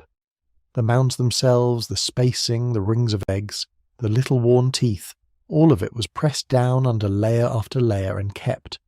That is why, so many millions of years later, this ground could be read almost like a page. The colony was not guessed at. It was found nearly intact, nest beside nest, the arrangement still legible in the rock. The soft-jointed babies were found in their hollows. The long asymmetric eggs were found standing where they had been buried. Because the plain was so gently and so often covered, the whole nursery survived. Not as scattered fragments, but as a scene you can walk back into. The ash was patient. It asked nothing, and it kept everything. The warmth of the mounds, the waiting eggs, the fed and helpless young, the light hunter lowering itself over its ring of eggs. A single season of deep time held in stone, and a nursery is only the beginning. The helpless hatchling with its soft, unfinished joints does not stay small. It grows, and it grows in a way that still astonishes the people who measure it. To see how that palm-sized body ever became a giant, you have to go inside the bone itself. To see how that palm-sized body ever became a giant, you have to go inside the bone itself. To see how that palm-sized body ever became a giant, you have to go inside the bone itself, not the outer surface, where muscle once gripped and tendons once pulled taut across the joints. Deeper than that. Into the dense, patient interior a young animal builds without ever meaning to, layer over layer, keeping a record it will never learn to read. Picture a single long bone. A thigh bone, thicker around than your two hands can close, heavier than a full water jug. In life it was warm and threaded with blood, flexing quietly under the weight of a body that would not stop getting larger. Now picture it cut cleanly across, the way you might slice through the trunk of a fallen tree. The flat face of that cut, ground down and polished until light can pass through it, is where a whole life lies waiting. Because bone is not a dead scaffold, propped up inside the animal like a tent pole. It is a living tissue, forever being built and unbuilt, added to and hollowed out. And while the animal grows, The bone writes. Every season leaves its mark in the mineral. The fat times and the lean times, the wet years and the dry ones, all of it pressed into the wall of the bone the way weather is pressed into layered rock. Held in the right light, that quiet interior gives you a dead animal's childhood to hold in your palm. None of this reveals itself easily. To read a life out of a bone, the bone has to be made almost impossibly thin, thinner than a sheet of paper, thin enough that light shines straight through it and lights up the structure inside like frost on a window. A weight-bearing bone tells the clearest tale, a thigh bone or a shin bone because it carried the animal's mass and grew in step with the whole body. But a rib can be red, or the core of a claw, or a length of the long tail. Each one holds its own copy of the same calendar, written in the same patient mineral hand. The trick is to find a bone where the record survived, and then to take from it the thinnest possible window onto the years. The first thing your eye finds once it settles is the rings, thin dark lines running in rough circles around the hollow heart of the bone. The plain name for them is lines of arrested growth, and the name says exactly what they are. Each line marks a time when growth slowed almost to nothing, paused, and then began again. They form for the same reason tree rings form. When food grows scarce, or the season turns cold, or a long dry stretch settles over the land, a growing body slows down. The building of a new bone nearly halts. The tissue laid in that hungry window comes out denser and tighter, poorer in blood channels, and under magnification it reads as a narrow dark band. When the good season swings back around, growth rushes to catch up, and a wide pale band follows behind it. Dark, then pale, then dark again. One couplet of bands for each year the animal was alive, so you can count them. Slowly, under the lens, the way you might count the rings in a cut stump to learn how many winters the tree had stood. Each dark line is roughly 1 year gone. Count the lines out to the rim, and you hold the animal's age at death, near enough to trust. But the rings give you more than a number of years. Measure the distance from one dark line to the next, and you're no longer reading time, you're reading speed, because those gaps are not even. In a very young animal, the pale bands can be startlingly wide, as if the body could not lay bone down fast enough to keep up with itself. The rings sit far apart, spaced like the strides of something running flat out. Then, later in the same bone, the bands begin to crowd, the gaps narrow, the dark lines pile up toward the outer surface, closer and closer, until near the rim they almost touch and blur into one another. That final crowding has meaning of its own. When the rings bunch together at the very edge of the bone, it is the sign of an animal that had nearly stopped growing, that had arrived at something close to its finished adult size and settled there. So one thin slice hands you two things at once: how long the animal lived, and how fast it grew in each separate year of that life. Widely spaced rings for a racing childhood, crowded rings for a body slowing toward its ceiling, youth written across the middle of the bone, and old age ruled in fine tight lines around its edge. You can lay a fingertip across the slice and feel, in the changing spacing, the entire arc of a life speeding up and slowing down. The reading is rarely clean, and the honest workers say so. In a big old animal, the very centre of the bone is often the hardest part to trust. As bone grows and reshapes itself, it eats away at its own oldest interior, hollowing and rebuilding the core, and the earliest rings can be devoured in the process. The first years of the record are sometimes simply gone, digested by the living tissue that laid them, so the cleanest counts come from the best preserved bones, and the missing early years are estimated back carefully from what the surviving rings still show. It is patient, uncertain work. It is closer to reading a worn inscription than to reading a printed page, but the rings are only half of what the slice is telling you. Look between them now, at the pale bone laid down inside each good season band, and a second and deeper clue appears. Not the timing of growth, but the texture of the tissue itself. Most dinosaur bone is one particular kind, and under the microscope it looks like something built in a hurry. Disorganized. Hasty.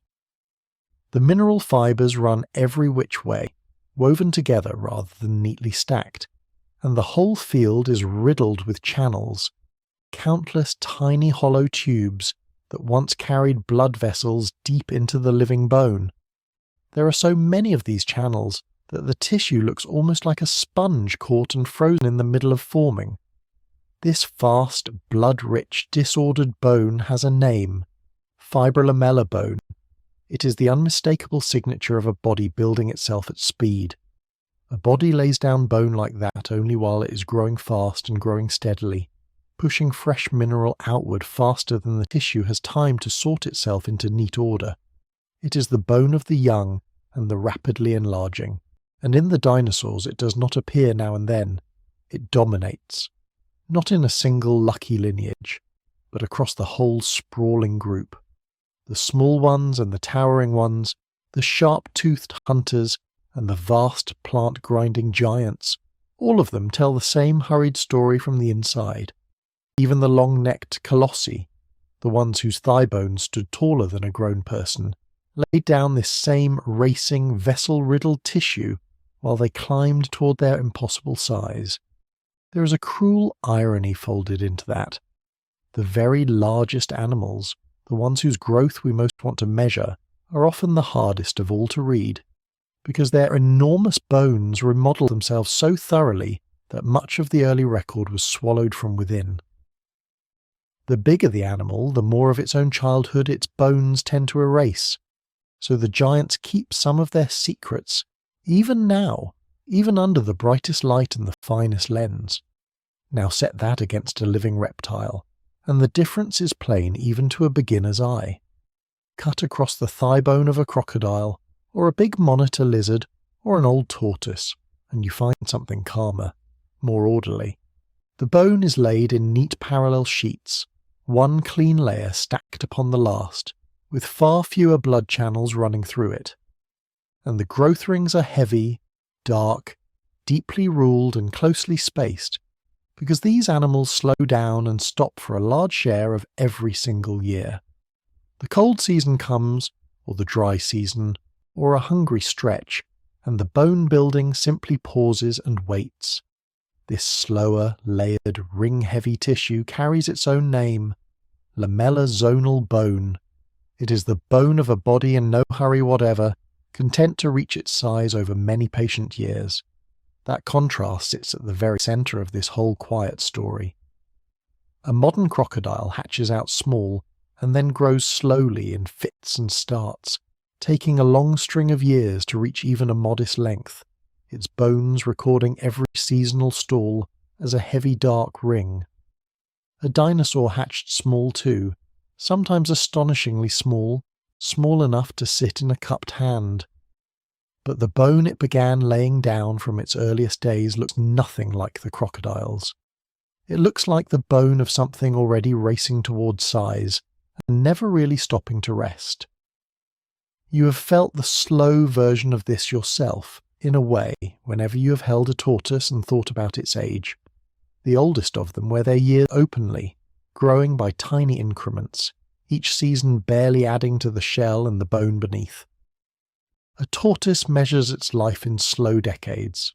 A young dinosaur laying down that fast-woven bone measured the same span in a rush, remaking itself while the tortoise would only just have stirred from one winter to the next. It is tempting to leap from that one clean observation straight to a single tidy word, to say warm-blooded and feel the puzzle solved. But the bone asks you to move more slowly than that, and the calm truth turns out to be richer than the slogan. What fast, blood-rich, fibrolamellar bone tells you plainly is this much. These animals grew quickly, and they grew through much of the year, not only in brief warm windows snatched between long stalls. To build tissue at that pace, a body needs fuel, a great deal of it, delivered steadily and burned steadily. It has to eat often, break that food down quickly, and hold its inner chemistry warm enough to keep laying mineral down almost without pause. That is a profoundly different way of being alive than a tortoise's slow, sun-dependent patience, waiting on a warm rock for the energy to move at all. But how fast a body grows is not the same thing as how warm it runs, and honest work keeps those two questions carefully apart. A young crocodile raised in warm water with endless food will grow faster than its lean cold cousins without ever becoming something other than a crocodile. And a few living animals manage quick growth without being fully warm-blooded in the way a bird or a mammal is. So the bone does not hand over the entire answer in one piece. What it says, firmly, is that these dinosaurs ran warm enough and fed well enough to build their own bodies at a pace no living reptile comes near. And the picture that is slowly emerging is not a simple yes or no at all. It is a spectrum, a long sliding scale, and different lineages seem to have sat in different places along it. Some, especially the small feathered hunters closest to birds, look to have run genuinely hot, close to the living birds that are, after all, their direct descendants. Others may have held a steadier middle ground, warmer than any reptile, yet not quite a sprinting bird, neither basking nor blazing. The bone allows for that whole range. It does not force every animal into one box. And that patience, that willingness to let the tissue say only as much as it honestly can, is exactly what keeps this science trustworthy. You can watch a faint echo of this even now, in the animals nearest to hand. The birds crossing your sky are dinosaurs, the last surviving branch of the family, and many of them build most of their adult bodies within a single season. A gosling hatched in spring can stand nearly full-grown by autumn, fight-ready before the cold. That is fibrolamellar living, fast blood-rich bone still being laid down today in feathered bodies small enough to hold. The dinosaurs in the rock did the same thing, only scaled up, sometimes monstrously up, until the same fast bone was building a body longer than anything that walks the earth today.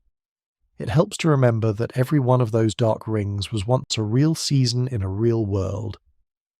The narrow line was a hard time the animal actually lived through, a dry month on a cracked floodplain, when the rivers pulled back and the green went brittle and food grew hard to find. A cold stretch under a low sun, when the body pulled inward and slowed to conserve itself. The animal did not know it was keeping a record. It only knew hunger and cold, and then relief when the rains or the warmth returned and eating became easy again. Each pale band was a good year made solid. Each dark line was a lean one. The bone felt none of it as memory, yet it saved all of it, faithfully, in mineral, for tens of millions of years. Growing that fast is not free, and it is not safe. A body racing to build itself burns through enormous energy, and it spends years as an awkward half thing, too big to hide and too young to be finished. The bone that records the surge also, in a way, records a gamble. Reach size quickly, and you outgrow the mouths that would eat you, and you claim the food and the ground that only the large can claim. Grow too slowly, and something faster ends the record early, and the rings simply stop, mid-life, at whatever year the animal fell. And once you can count the years and gauge the speed, a larger question opens under your feet. Not just how old these animals grew, but how they ever managed to get so large at all. Because size is expensive. Every extra pound of body is a pound that has to be grown, and fed, and carried and defended long enough to grow the next pound after it. The bone does not only tell you that dinosaurs grew fast, it sets up the deeper puzzle of how fast and how briefly, and at what astonishing cost. Now take everything the slice has given you and lay it out flat. Take the ages you counted from the rings, and the body sizes you estimated from the bones themselves, and set them together on a single curve. Age running along the bottom, body weight climbing up the side. When you plot a fast-growing dinosaur that way, a very particular shape rises out of the dots, and once you have seen that shape, you will not be able to unsee it. It is not a straight line. It is not a steady, even climb from small to large. It begins as a long, low, almost lazy stretch near the floor, where the young animal grows, yes, but grows modestly, a line creeping along just above the bottom for years on end. And then, somewhere near the middle of the life, the curve breaks. It turns and it climbs, steeply, almost violently, as though a switch buried deep in the body had been thrown. Weight stacks onto the frame faster than at any other moment in the whole life. The animal does in a mere handful of years what you might expect to take decades. The entire climb over in what deep time counts as a geological instant. And then, up near the top, the curve bends once more and flattens out. The growth rings crowding tight against the bone's rim, the body easing at last into its final adult size, and holding there for the rest of its days.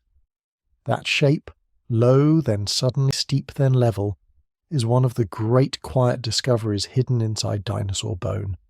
It means these animals did not simply add a little to themselves each year until they were old and huge. They idled, then they surged, then they stopped. The childhood was slow and long and unremarkable, and then a narrow window swung open, only a few short years wide, and inside that window the body was going to be rebuilt at a rate that is genuinely hard to hold steady in the mind. Think of a great tyrant predator's thigh bone, longer than your whole leg and heavier than you could lift alone. Cut across, it shows exactly this shape written small. Wide early spacing for a lean, long-legged youth, when the animal was light and gangly and quick. Then the sudden crowding surge of the growing years, when it packed on the muscle and the mass that would make it terrible.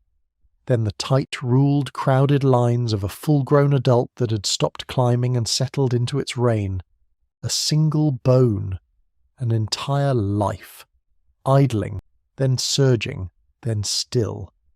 And here is where you must be honest with yourself about what you're truly looking at, because it is an easy thing to forget.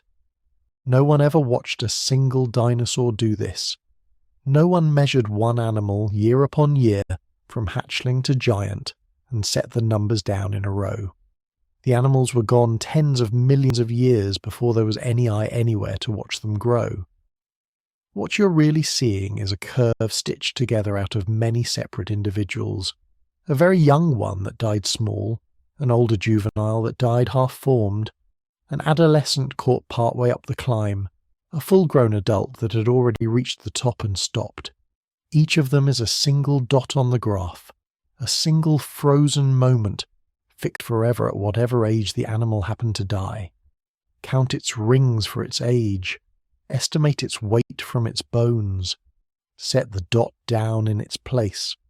Do that for enough animals of the same kind, at enough different ages, and slowly the scattered dots begin to trace a line. The curve is real. But it is a portrait assembled out of many separate lives, not a film of one life running start to finish. That is a real limit, and the careful people admit it without flinching. A different handful of individuals might tug the curve into a slightly different shape. One rare giant or one unlucky runt can pull the whole line askew, and two teams modelling the very same animal can still disagree sharply about how steep that middle climb really was, sometimes by a margin so wide that one estimate is going to say 15 years to full size while another says 70. The general shape is trustworthy, low and then steep and then flat. The exact steepness of the steep part is still being sharpened, year by patient year. None of that uncertainty makes the record less wondrous. It only makes it honest and human-sized. You're looking at a thing no living eye ever saw happen, reconstructed from stone and patience, and the fact that it holds together at all, across so many separate animals and so many millions of years, is its own quiet marvel. The bone remembered. That is the astonishing part. Long after the flesh and the breath and the season itself were gone, the bone still held the count. So let the picture settle over you now, gently before you let it go. A hatchling small enough to cradle in two hands. Bone that builds itself in a hurry from the very first days, blood-rich and fast and woven. Nothing at all like the slow-layered patience of the reptiles it is forever set beside. Growth rings that spread wide as running strides in youth, and then crowd to fine threads in age. and a curve that idles quietly for years before it breaks upward into a climb so steep it turns a modest young animal into one of the largest creatures the land has ever had to carry. You are lying still now, warm and slowing towards sleep. Your own bones, if they were cut thin and held to the light, would tell a far gentler story, a slow rounded rise through childhood and then a long level calm across your adult years. The animals sleeping in these slices grew nothing like that. They grew the way weather moves across a wide country, in long quiet spells broken by sudden violent fronts, and in the fastest of them, in the great long-necked giants still waiting further along this walk through deep time. The pace of that middle surge was going to approach something almost without equal among every animal that has ever lived. Only one creature, moving somewhere in the cold of the open ocean tonight, is known to build its own body faster. Consider the femur itself, the long thigh bone, thicker through the shaft than your own waist in the largest animals that ever walked. It is the single finest clock a dinosaur ever kept. To read that clock, you first have to cut into it. A researcher chooses a spot near the middle of the shaft, where the wall of the bone is densest and the yearly record runs cleanest and least disturbed. A diamond-edged saw eases through it, slowly, cooled with a thin trickle of water, giving off the smell of wet stone. A slice comes away in the hand. It is a disc of ancient bone, and at this stage it is still no thinner than a poker chip. That disc tells you almost nothing yet. Light cannot pass through it. So the slice is fixed to a small square of glass and ground down, patiently, against wheels of finer and finer grit. It grows thinner than a fingernail, thinner than a page, thinner, at last, than you would believe bone could become without simply falling to powder in your fingers. The goal is a wafer roughly the width of a hair, 1/10 of a millimetre or so, thin enough that a lamp beneath it shines cleanly up through solid rock. Slide that wafer under a microscope and the fossil stops behaving like stone. It becomes a country seen from above. There are open channels and dense plains, and running through all of it lines. Those lines are the whole point. They are why anyone cut the bone at all. Picture what you are actually looking at. Across most of the wafer lies a broad, busy tissue threaded everywhere with tiny dark canals. In life, each of those canals carried a blood vessel. This is fast bone. Its formal name is fibrilamella, and it is laid down in a hurry, woven quickly and richly fed, the signature of a body building itself at speed. A young dinosaur growing hard puts down wide, generous zones of this vascular tissue, season after season, like a mason working through good weather with all the mortar he could want. Then, cutting across that busy tissue, you find the other kind of line. It is pale, it is dense, it is thin, and it holds almost no vessels at all. This is a line of arrested growth, and it marks a pause. Something slowed the animal down, most likely a lean or cold stretch of the year, and for a while the bone barely thickened. When easier conditions returned, the wide vascular tissue resumed on the far side of that pale mark. One pale line, then one wide zone, over and over from the centre of the bone outward. You count them the way you would count the rings in the stump of a felled tree. Each pale line, laid down about once a year, is one lap of the seasons the animal survived. 10 lines, roughly 10 years of life. 20 lines, 20 years. The spacing tells you even more than the number. Where the pale lines sit far apart, with fat zones of fast tissue between them, the animal was growing quickly that year. Where the lines crowd together, nearly stacked, growth had slowed to almost nothing, and you're usually looking at the bone of an animal that had reached its full adult size and settled there. It helps to know what this fast, vessel-riddled bone is being compared against. Most living reptiles do not build their skeletons this way. A crocodile or a lizard tends to lay down a slower, more orderly tissue, called lamellar zonal bone, in which the pale annual pauses take up much more of the record and the fast vascular zones are thin or scarce. That is the fingerprint of a slow grower, an animal that stretches its building out across a long, patient life. Dinosaur bone, by contrast, is dominated by the fast fibrolamellar tissue, page after page of it. Read under the lamp, the wafer is quietly saying that these animals grew far more like fast, warm-bodied creatures than like the slow reptiles they are so often pictured beside. Now comes the part that surprises people. A single sliced bone, however beautifully it reads, can only ever show you one life, and only up to the moment that life ended. It is a single point. It tells you how old that one animal was, and how fast it happened to be growing in its final years, and nothing at all about the years it never reached. You cannot follow a dinosaur from hatchling to giant, because there is no dinosaur left alive to follow. So the curve has to be built the other way, out of many. You gather bones from many individuals of the same kind, caught at different ages and different sizes. A very young one, small, with only a few pale lines near the centre. A half-grown one, larger, with more lines and wide zones between them. A full-sized adult, its outer lines crowded and closely packed. Each animal becomes a single dot on a chart, its age read from the lines set against its body size estimated from the bone. Enough dots, spread across enough ages, and a line can be drawn through them. That line is a growth curve. It is a life no single animal ever lived, assembled from the fragments of many who each lived a piece of it. This is exactly how the growth of Tyrannosaurus rex was first read out in full.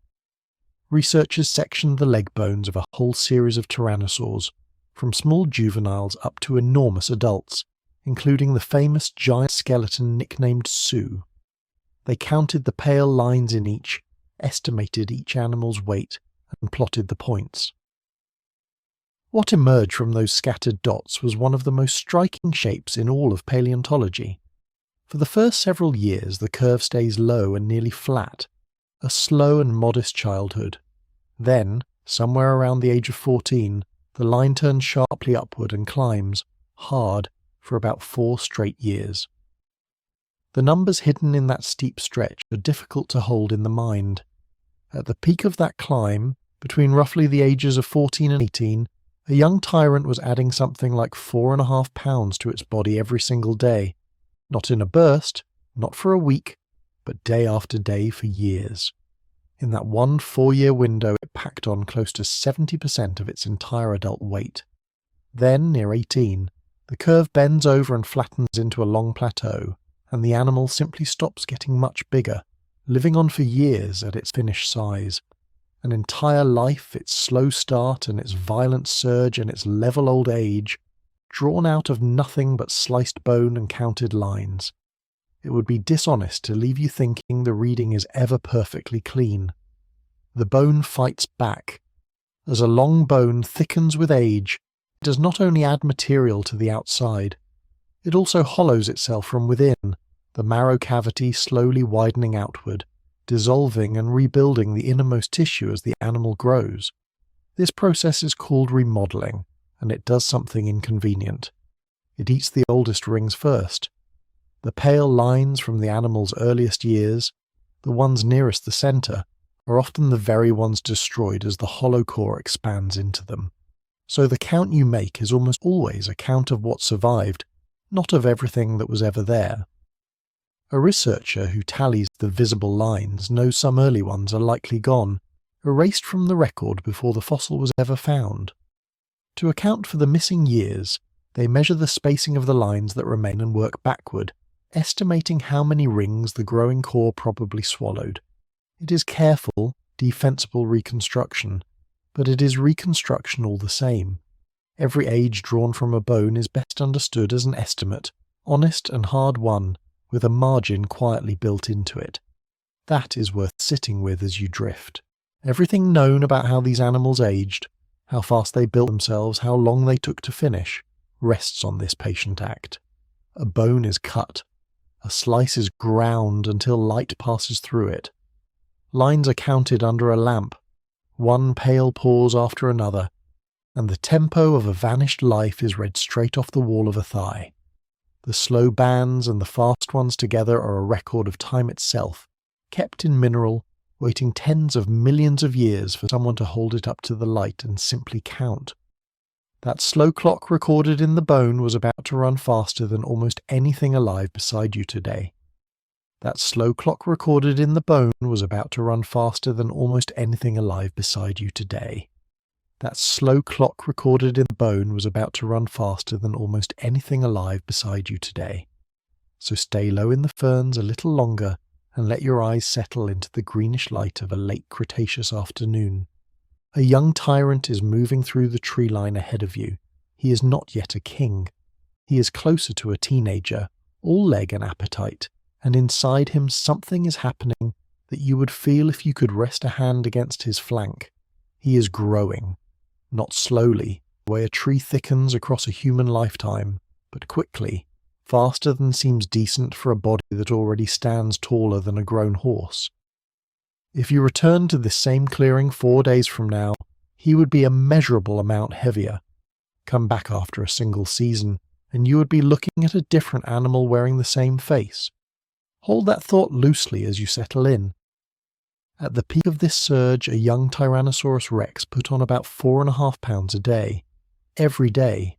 Not once, not across one lucky week, but as a steady rate held for roughly 4 straight years. Picture a full bag of flour appearing on his frame each morning and never coming off again. Then another bag the next morning, then another, for something close to 1,400 mornings without a pause. You can barely feel weight like that arriving inside your own body, because you have never grown that way. No animal you have ever met grows that way. A human child in the fastest year of infancy adds a few ounces in a good week. This young tyrant is adding more than that before the sun is fully up. His hunger is not greed, it is arithmetic. Every pound he lays down tomorrow has to be eaten and carried today. So watch how he moves and understand that the restlessness is structural. He cannot afford to be still. A body building itself at 4.5 pounds a day burns through meat the way a fire burns through dry grass, and he spends his waking hours closing that gap. His ribs flare and settle with each breath. Under the skin, along the long bones of his legs, new tissue is being laid down so fast that it will leave a signature you could read millions of years later if you knew where to cut. That is the strange gift of this animal. We were not there to weigh him. No one stood in that clearing with a scale, and yet we know his growth curve with real confidence, because he wrote it down himself in the only ledger he carried. He wrote it in bone. Think of the inside of a great tyrant's thigh bone as a stack of years. Slice it across, polish the face, and hold it to the light. You would see pale bands of dense, slow bone alternating with wider zones of fast, hungry tissue riddled with the ghosts of blood vessels. The narrow bands are the lean seasons, the pauses. The wide zones are the surge, the years when the animal was pouring itself outward as fast as biology allowed. Count them the way you would count rings in a felled trunk, and the age of the beast rises quietly off the surface. Do that for one tyrant, then another, then a whole line of them, from the small and young to the vast and old. Lay every age against every weight, and a shape appears. It is one of the most eloquent shapes in all of paleontology, and it is worth carrying with you into sleep, because it is the true shape of growing up as a tyrant lizard king. At first the line is almost flat. Through the early years of childhood, the young tyrant grows, but gently, staying small for a predator of its lineage. If you only knew the animal from those years, you might not guess at what it would become. It is lean and quick and dangerous in a small way, no heavier than a large modern grazing animal, still years from its full frame. Then, somewhere around the age of 14, the flat line breaks upward. The curve stops crawling and begins to climb steeply, almost violently, and it holds that climb for about 4 years. Between roughly ages 14 and 18, this animal packs on close to 70% of its entire adult mass. 70% of everything it will ever be, laid down inside a window shorter than a single human childhood. Sit with what that means at the scale of a full-grown king. An adult of this kind carried something on the order of 13,000 pounds, close to 7 tons of muscle and bone and appetite, and the great majority of that tonnage was assembled in 4 furious years of adolescence. The tyrant you fear in every reconstruction, the one with a head the length of your whole body and teeth like railway spikes, is essentially a creature built by its own teenage years. Watch our young one again then, with that knowledge softening your attention.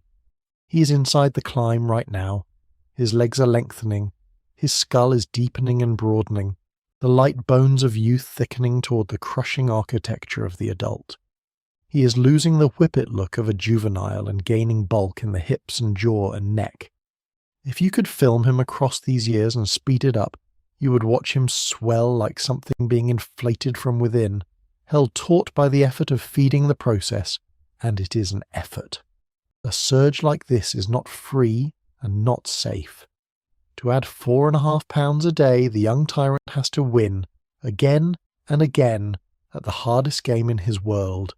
He has to find prey, run it down on those growing legs, and take it without being hurt badly enough to stop eating. Any long injury, any lean stretch, and the curve would falter. The bone records the animals that made it through. The ones that failed the arithmetic simply are not here to be sliced open. You are drifting now, so let the pace slow with the animal, because the other half of this shape is stillness. After that 4-year storm of growth, the curve does something almost tender. It levels off. The tyrant reaches the top of the climb around the end of his teens, and then, for roughly a decade of adult life, he grows very little more. The steep line lies back down toward the flat. Imagine that whole life plotted as a single quiet line, flat through childhood, a sudden mountain in adolescence, a long level plateau across adulthood, rise and then rest. An entire biography of a monster, drawn without a single word, read from the inside of one thigh bone under glass. There is something restful in seeing a life reduced to that shape. The fury is real, but it is brief, and it is bracketed on both sides by calm. So the adult king you picture is, in a sense, a coasting animal. He is not building anymore. He is maintaining, and hunting, and being enormous, and slowly aging along that flat top of the curve. The violence of his growth is finished and behind him. He spent it all in 4 years, and then, in the way of these bodies, he stopped and lived on the interest. That is the tyrant's whole climb, from lean youth to plateau giant, and you might notice a gap in it. We began this walk inside an egg, in these long nights. We have crouched beside nests and watched hatchlings take their first uneven steps.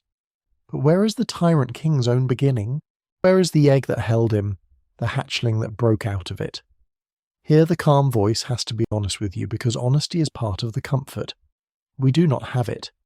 In all the years of searching, in all the quarries and badlands that have given up so many tyrant bones, no one has ever confirmed a single Tyrannosaurus rex egg, and no one has ever confirmed a single newly hatched one. The king of this whole family entered the world by a door we have never actually seen. That absence is not a small thing, and it would be easy to paper over. Instead, rest inside the uncertainty, because it has its own strange beauty. We can weigh the teenager to the day. We can trace the surge and the plateau across a life. But the very first chapter, the smallest version of the animal, remains almost entirely a reconstruction, built by looking sideways at his relatives. And he had relatives, close ones, whose beginnings we do glimpse. Albertosaurus and Daspletosaurus were tyrants of the same great family, smaller cousins of the king, and from their embryos and their youngest bones a picture can be borrowed. From them, carefully, we infer the shape of the beginning that the king himself has never shown us.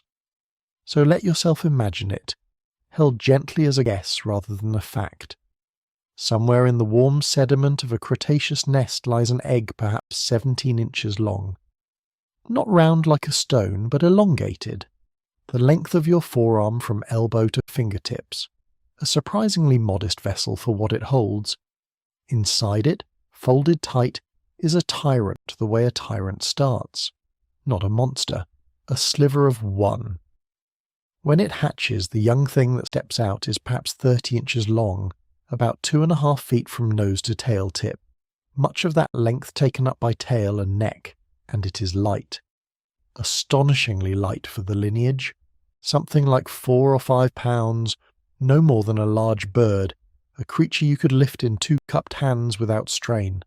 The animal that will one day weigh close to 7 tons begins, as best we can tell, smaller than a modern turkey. Let that gap open slowly in your mind, because it is the whole point of this segment, the thing worth carrying down into sleep. A hatchling of 4 or 5 pounds, an adult of 13,000. Between those two numbers runs the 4-year surge you have been watching, and the long climb around it, and every dangerous day of feeding that made the arithmetic work. The bag of flour each morning was not a metaphor for luxury. It was the bridge across that enormous distance, laid one plank at a time, and still, all of it, the whole furious span from a bird-light hatchling to a 7-ton king, was crossed in a life measured in a couple of decades. That is fast. By the standards of anything walking your modern world, it is almost unreasonably fast. A predator that becomes 70% of itself in 4 years is not growing the way the living things around you grow. It is doing something the modern land has largely forgotten how to do. Yet here is the quiet turn, the thing that should keep you humble even as you marvel at the tyrant. For all his speed, for all those 4.5 pounds a day, the tyrant was not the fastest growing animal of his world. He was not even close to the top. His surge was ferocious, but it was compact, the growth of a body that would top out at a few tons and then coast. The truly staggering growth, the kind that makes the tyrant's climb look almost restrained, belonged to animals shaped nothing like him. Because somewhere across the same warm continents, in the same long deep time afternoons, other young dinosaurs were growing on a scale that turns the numbers you just heard into a warm-up. Not a bag of flour a day, not 5 pounds, something you would struggle to believe if the bones did not insist on it. There were creatures out there gaining more than 100 pounds in a single day at the height of their youth, and holding that pace not for 4 years, but for decades. Those were the long-necked ones, the sauropods, the animals that would end their climb not at a few tons, but at 90 or 100, the largest bodies ever to walk on land. And their path from egg to giant makes the tyrant's 4 furious years look almost gentle, almost small, a brief bright candle beside a slow, enormous fire. Think of it as 2 different answers to the same question. The tyrant answered it with intensity. He gathered his growth into one violent window, spent it, and stopped. He grew like a storm, hard and fast and over.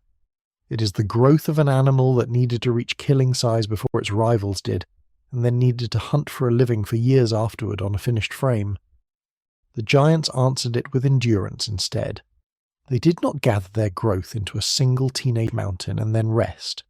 They kept climbing and climbing and climbing year after year after year, laying down bone at a rate the tyrant only touched at his absolute peak, and then simply refusing to stop. Where the tyrant sprinted, they marched, and the marching carried them into sizes the sprinter could never reach. You can feel the difference in your own body if you try. Imagine sprinting flat out for 4 minutes, emptying yourself, and then walking easy for an hour. That is the tyrant. Now imagine holding a strong, steady jog, not quite a sprint, for that entire hour, never slowing, never stopping. That is the sauropod. The first is louder. The second goes so much farther that the comparison almost stops meaning anything. So carry the young tyrant with you as you sink towards sleep. Keep him in the greenish light at the edge of the ferns, mid-surge, adding his impossible weight one day at a time, all leg and hunger and rising bone. Let him be the fastest thing you have met tonight, the animal that became most of itself in 4 years and wrote the whole record in his thigh. And then let your attention lift, slowly, from him toward something larger moving at the far edge of the same world. Something with a neck like a fallen tree still rising. something that took the tyrant's fury and stretched it thin across a lifetime until it built a body you could walk beneath without stooping. The tyrant's climb was steep and short and finished. The one you're turning toward now barely seems to end at all. The bone that recorded a tyrant's 4 furious years carries a quieter lesson too. It does not answer every question you might put to it.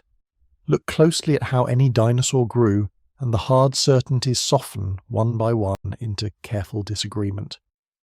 Consider a simpler puzzle than growth speed. Consider whether a hatchling could walk at all. No one can watch it happen. A scientist can only read the bones, and the reading depends on which bone you decide to trust. There are 2 words at the heart of this. Precocial means ready at birth, mobile within hours, the way a newborn foal finds its legs and stands while still wet. Altricial means helpless, nest-bound, nearly blind. The way a naked songbird chick can do nothing but open its mouth. Every young animal falls somewhere along that line, and paleontologists wanted to know where the baby dinosaurs sat. They looked first at the joints.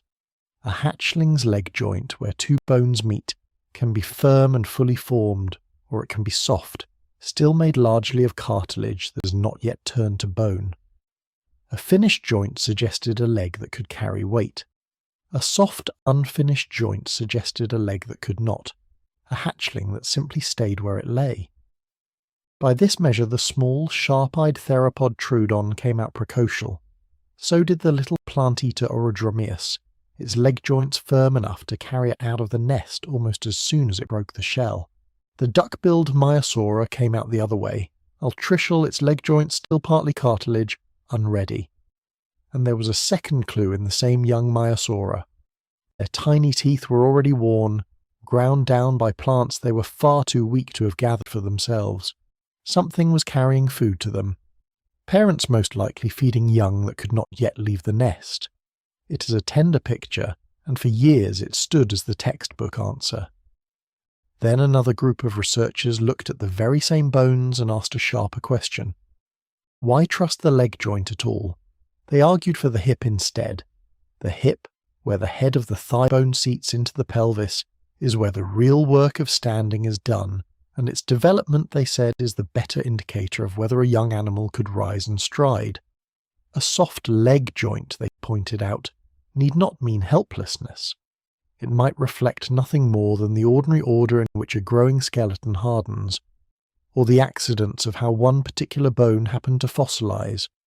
Read the hip rather than the knee, and some hatchlings filed under helpless might turn out to have been steadier on their feet than anyone thought. Notice what has and has not happened here. No new fossil arrived to settle it. The 2 sides are reading the same small bones and reaching different conclusions.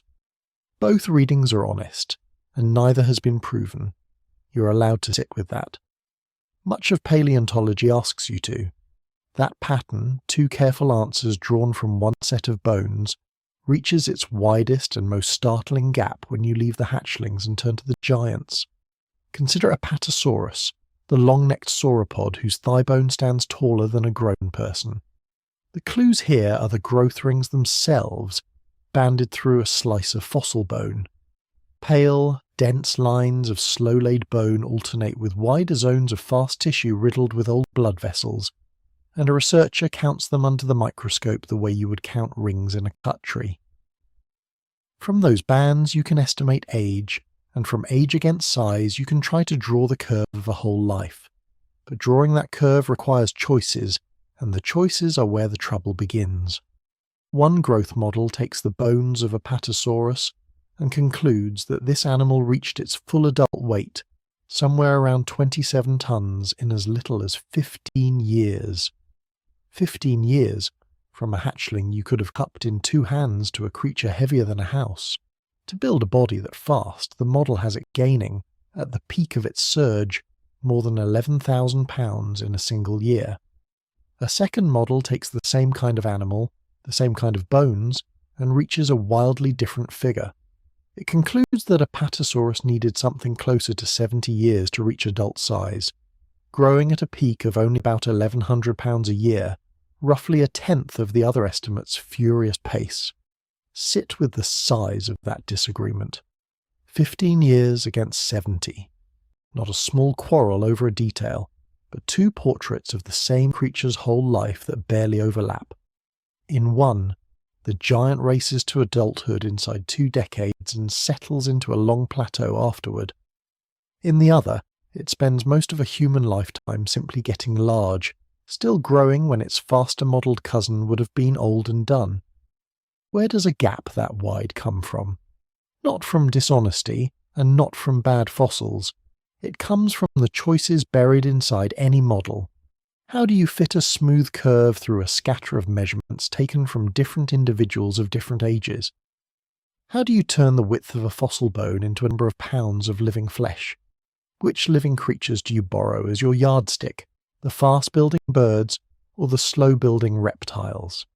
Change those assumptions, and the same bones will tell you 15 years or 70, and both answers will stand up. Other giants show the same open question, though not always so severe. The Titanosaur Alamosaurus, by one estimate, may have been among the fastest growers of all, piling on more than 35 tons in roughly 45 years, its peak pace near 2,200 pounds a year. Among every animal that has ever lived, only the blue whale is documented to outgrow giants like these in raw speed of building a body. Yet even that figure for Alamosaurus is a model, an educated reconstruction from limited bone, and the researchers who build such numbers are the first to call them approximate. They are not hiding the uncertainty, they are showing you exactly where it lives. There is a third kind of humility in this science, and it is about reading too much warmth into a single slab of rock. From the Yixian beds of Liaoning in China came one of the most quoted images of dinosaur family life. A single block of stone held what looked like an adult Citipati, a small horned plant-eater, surrounded by 34 juveniles packed close around it. It was read, understandably, as a parent watching over a crowded nursery, a moment of care frozen in stone. Then the block was examined again, more sceptically. The adult skull, it turned out, was very likely a composite, a piece added to the slab rather than something belonging to the body beneath it. And that body, whatever its skull, came from an animal still below breeding age. The guardian, in other words, may not have been a parent at all, and perhaps not even old enough to be one. The 34 little ones are still real, still huddled, still telling you something about young Citikosaurus keeping close company. But the tidy picture of a mother on watch dissolves under a second look. It stands now as a caution, a reminder of how easily a striking specimen can be read as more tenderness than the bones can actually bear. None of this is failure. It is what careful looking produces when the evidence is real but incomplete. A scientist can hold two possibilities at once, a fast Apatosaurus and a slow one, a helpless hatchling and a walking one, a guarded nursery and a chance gathering, and wait, without forcing the bones to say more than they know. You can hold them that way too, lying here in the dark. The comfort is not in the certainty, it is in the patience of the waiting. So when you ask how many years a giant needed to build itself out of a hatchling, the truest answer is often a range, kept deliberately open, two numbers set side by side because the fossils have not yet chosen between them. Yet even the tyrant's furious 4 years were a gentle thing beside what the long-necked giants managed. Yet even the tyrant's furious 4 years were a gentle thing beside what the long-necked giants managed. Picture yourself standing in a river valley in what is now Argentina, late in the age of dinosaurs. The air is warm and heavy with the smell of crushed ferns. Something moves along the edge of the tree line and the ground answers before you do. You feel the tremor in your chest first, then in the soles of your feet. A single footfall lands, then another, spaced out like slow drum beats across the floodplain. Then the animal steps into the open, and your sense of scale quietly gives up. This is Argentinosaurus, and it is among the heaviest creatures ever to walk the earth. Stand at its front foot, and the top of your head would not reach the underside of its belly. Its neck alone stretches away from you like a bridge with no far bank in sight.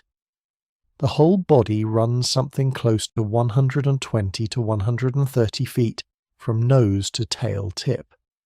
That is longer than 3 school buses parked end to end, breathing, warm and alive. Now try to hold the weight in your mind, because the length is the easy part. This one animal may have carried as much as 200,000 pounds. Some estimates push it toward 220,000. That is more than a dozen African elephants fused into a single quiet body. It is a weight that should not be able to move, and yet it moves, one deliberate step at a time, cropping the tops of conifers you would need a ladder to reach. You should know that these numbers are softer than they sound. Argentinosaurus is famous, but it is known from only a scattering of bones, a few gigantic vertebrae, some pieces of limb. When the first of these was found on a ranch back in the late 1980s, it was so large it was mistaken for a fossilized tree trunk lying in the dirt. From those few enormous fragments, everything else is reconstructed. The length, the weight, the shape of the living animal, all of it is careful extrapolation stretched across the gaps where no bone survives. That is worth sitting with as you watch it feed. The giant you are imagining is partly a giant of inference. Paleontologists build it the way you might rebuild a cathedral from 3 stones and a doorway, using what they know of closer, more complete relatives to fill the empty air between the pieces. The animal was real, the exact figures are estimates, and honest scientists say so plainly. The strangest number attached to Argentinosaurus is not its adult weight at all, it is how fast that weight was assembled. Modelled growth curves, the same kind of bone accounting used on the tyrant predators, suggest that during its fastest years this sauropod may have gained more than 100 pounds every single day. Picture that against the calm of the scene, a body adding the weight of a large dog to itself between one sunrise and the next, day after day, through years of relentless building. That figure too is a model, an educated reach beyond the fossils, but it points at something almost violent hidden inside all this slowness. Let that settle for a moment, because it is the heart of what you are watching. The largest animals ever to walk on land did not creep toward their size, across some endless patient crawl. They raced there. The stillness of the adult conceals a childhood that was, in raw pounds and days, one of the most furious feats of construction the living world has ever produced. Move a little south now, and a little later in time, to another part of Patagonia. Here the ground has given up a giant that scientists trust more completely, because here they found not a handful of bones but a crowd of them. On a ranch called La Flecha, a worker noticed an oversized bone weathering out of the soil, too big to make easy sense of. What followed was several seasons of digging, and what came out of the ground was extraordinary. Not one skeleton, but the remains of at least 6 separate individuals of the same kind of animal, tangled together in the rock. That animal is Patagotitan, and its name means Titan of Patagonia. Because 6 bodies were recovered instead of 1, the reconstruction rests on far firmer ground. You can compare bone to bone, individual to individual, and average out the accidents that any single fossil carries. This is one of the most completely known of all the truly giant long-necked dinosaurs, and that completeness is precious. Patagotitan measured roughly 120 feet in length. Its weight is estimated near 150,000 pounds.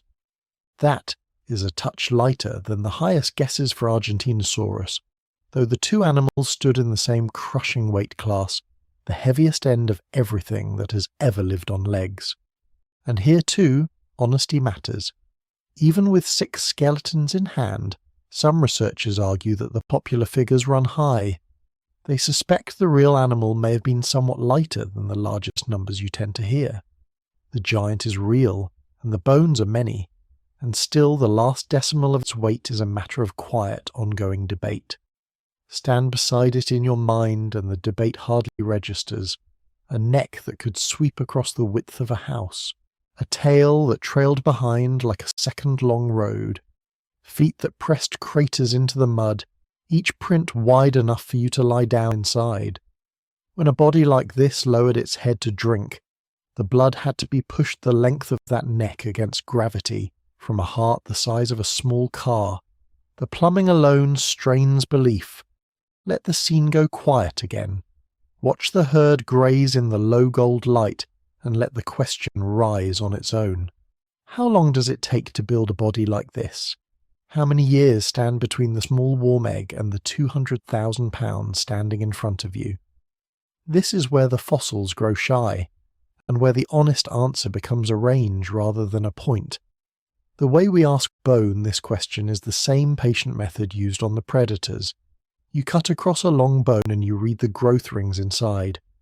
Pale bands of dense, slow-laid bone alternate with wider bands of fast, blood vessel-riddled tissue, the record of good seasons and lean ones written directly into the skeleton. You count them the way you count rings in a tree stump, and the tree stump here once carried 100 tons. From the count and the spacing, you can model how quickly the animal grew and roughly how old it was when it died. The trouble is that different models, applied to the same kind of animal, can disagree by a startling margin. Take Apatosaurus, one of the great long-necked dinosaurs of the earlier Jurassic world. One growth model looks at its bones and concludes that it reached its full adult weight, around 55,000 pounds, in as little as 15 years. 15 years to go from hatchling to a body heavier than a loaded truck. That would demand a peak growth rate of more than 11,000 pounds in a single year, a pace that leaves even the tyrant predators far behind. A different model, reading the same kind of skeleton, arrives at a wildly different answer. It stretches the climb across as many as 70 years. 7 decades of slow, steady thickening, with a peak rate closer to 1,100 pounds a year. Set those two pictures side by side. In one, the animal is a sprinter that finishes before it is out of its teens. In the other, it is a marathoner still growing into old age, taking a human lifetime to reach its full frame. Both stories are drawn from bone. They disagree by a factor that would embarrass any other measurement, and no one can yet say with certainty which is closer to the truth. This is the honest frontier of the science, and it is worth resting in rather than rushing past. We can hold a fossil that weighed as much as a house, and still argue by decades about how long its owner took to grow. The bones tell us that these animals grew fast. Exactly how fast and for exactly how long is a question the growth rings answer only in a whisper, and different listeners hear different things. If you're drifting now, let the numbers loosen their grip and simply stay in the valley a while among the slow warm giants under a Cretaceous sky. There is no hurry here. There has not been any hurry for a very long time. There is at least one giant where the model settles into a tighter, more confident shape. Alamosaurus was a titanosaur that roamed the late Cretaceous of western North America, one of the last of the truly enormous long-necked dinosaurs before the end. Its bones suggest it may have been among the fastest growers of them all. The modelling points to an animal that reached more than 70,000 pounds in about 45 years, climbing at a peak of something near 2,200 pounds a year. 45 years is a serious span, longer than the tyrant's whole life, and at the end of it stands an animal weighing as much as a small herd of elephants. Notice what that means. Reaching giant size, for at least some of these creatures, was not a matter of a few frantic seasons. It was the long, patient work of decades. The predators you met earlier packed most of their adult mass into a single 4-year window, and then levelled off into a plateau, done growing, waiting out the rest of their lives at full size. The greatest sauropods seem to have played a longer game.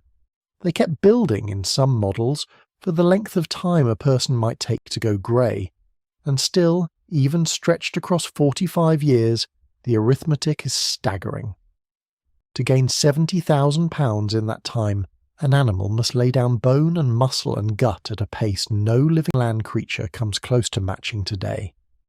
Every day of those decades, the body added weight. Every day the neck grew a little longer, the legs a little thicker, the appetite a little more bottomless. To feed such growth, these animals had to strip vegetation from the landscape at an industrial rate, swallowing tough conifer and fern leaves whole without chewing and letting enormous fermenting guts do the slow work of breaking it down. Here is the comparison that finally lets the mind grasp the scale. Search the entire living world, oceans included, and you will find only a single animal documented to outgrow these giant sauropods in raw rate of growth. Only one, the blue whale. And the blue whale cheats, in a sense, because it grows suspended in water, its unthinkable weight cradled and held up by the sea. It never has to carry itself. A blue whale calf can pack on hundreds of pounds a day while floating, buoyed on every side, spared the tax of gravity. The sauropods had no such help. They built their 200,000 pounds in open air on dry land, hauling every new ounce around on four legs the whole time. They grew almost as fast as the largest animal that has ever lived, and they did it while standing up. When you set it that way, the achievement stops being a number and becomes a kind of quiet marvel. The greatest whales grow that fast lying down in the water. The greatest dinosaurs did nearly the same thing on their feet. If these long, slow giants have kept you company this far, you might let them keep you company a little longer, night after night. You can follow or subscribe wherever you're listening, on Spotify, on YouTube, or in your podcast app of choice. The herd will still be grazing when you return. For all that we can measure, a great deal about finishing this journey remains genuinely unknown, and it is worth being clear about the shape of that ignorance. We are fairly confident these animals grew fast. We are far less certain about how the growth ended. A predator's growth curve tends to flatten hard into a clean plateau, the animal reaching a ceiling and stopping. But the very largest sauropods may not have stopped in the same tidy way. Some evidence hints that the biggest of them kept adding size slowly across much of their adult lives, never quite drawing a firm line under the word finished. That uncertainty runs deeper than a single missing measurement. We do not truly know how long the largest of them lived. We do not know for certain the age at which a giant like Argentinosaurus first became able to breed, or whether it kept growing well past that milestone the way some reptiles do today. We do not even have a hatchling of the very largest species to anchor the bottom of the curve. The smallest, earliest stages of these titans are known mostly from eggs and embryos of their relatives, not from the giants themselves. The beginning and the end of the greatest growth curve on land are both, in places, blank. Think of what that blank actually contains. Somewhere in the deep past, a creature the length of a blue whale hatched from an egg you could have held in cupped hands. Between those two facts lies a climb no living thing on land has repeated since, and we can only sketch its middle in soft pencil. We can say it was fast. We can say it was long, perhaps as long as decades. We cannot yet say, with the confidence the bones seem to promise, exactly how the last of that weight was laid down, or when the building truly stopped. That is not a failure of the science. It is simply the honest edge of it, the place where the fossils run out and the careful guesses begin. And there is something restful in admitting it. The largest animals ever to walk the earth still keep a few of their secrets. You can lie here in the dark and know that even now, with all our microscopes and models, the finishing of that enormous journey is not fully understood. The giants are not quite done surprising us. Let the whole arc gather in your mind one last time before you drift, because this is where it closes. Remember where all of this began.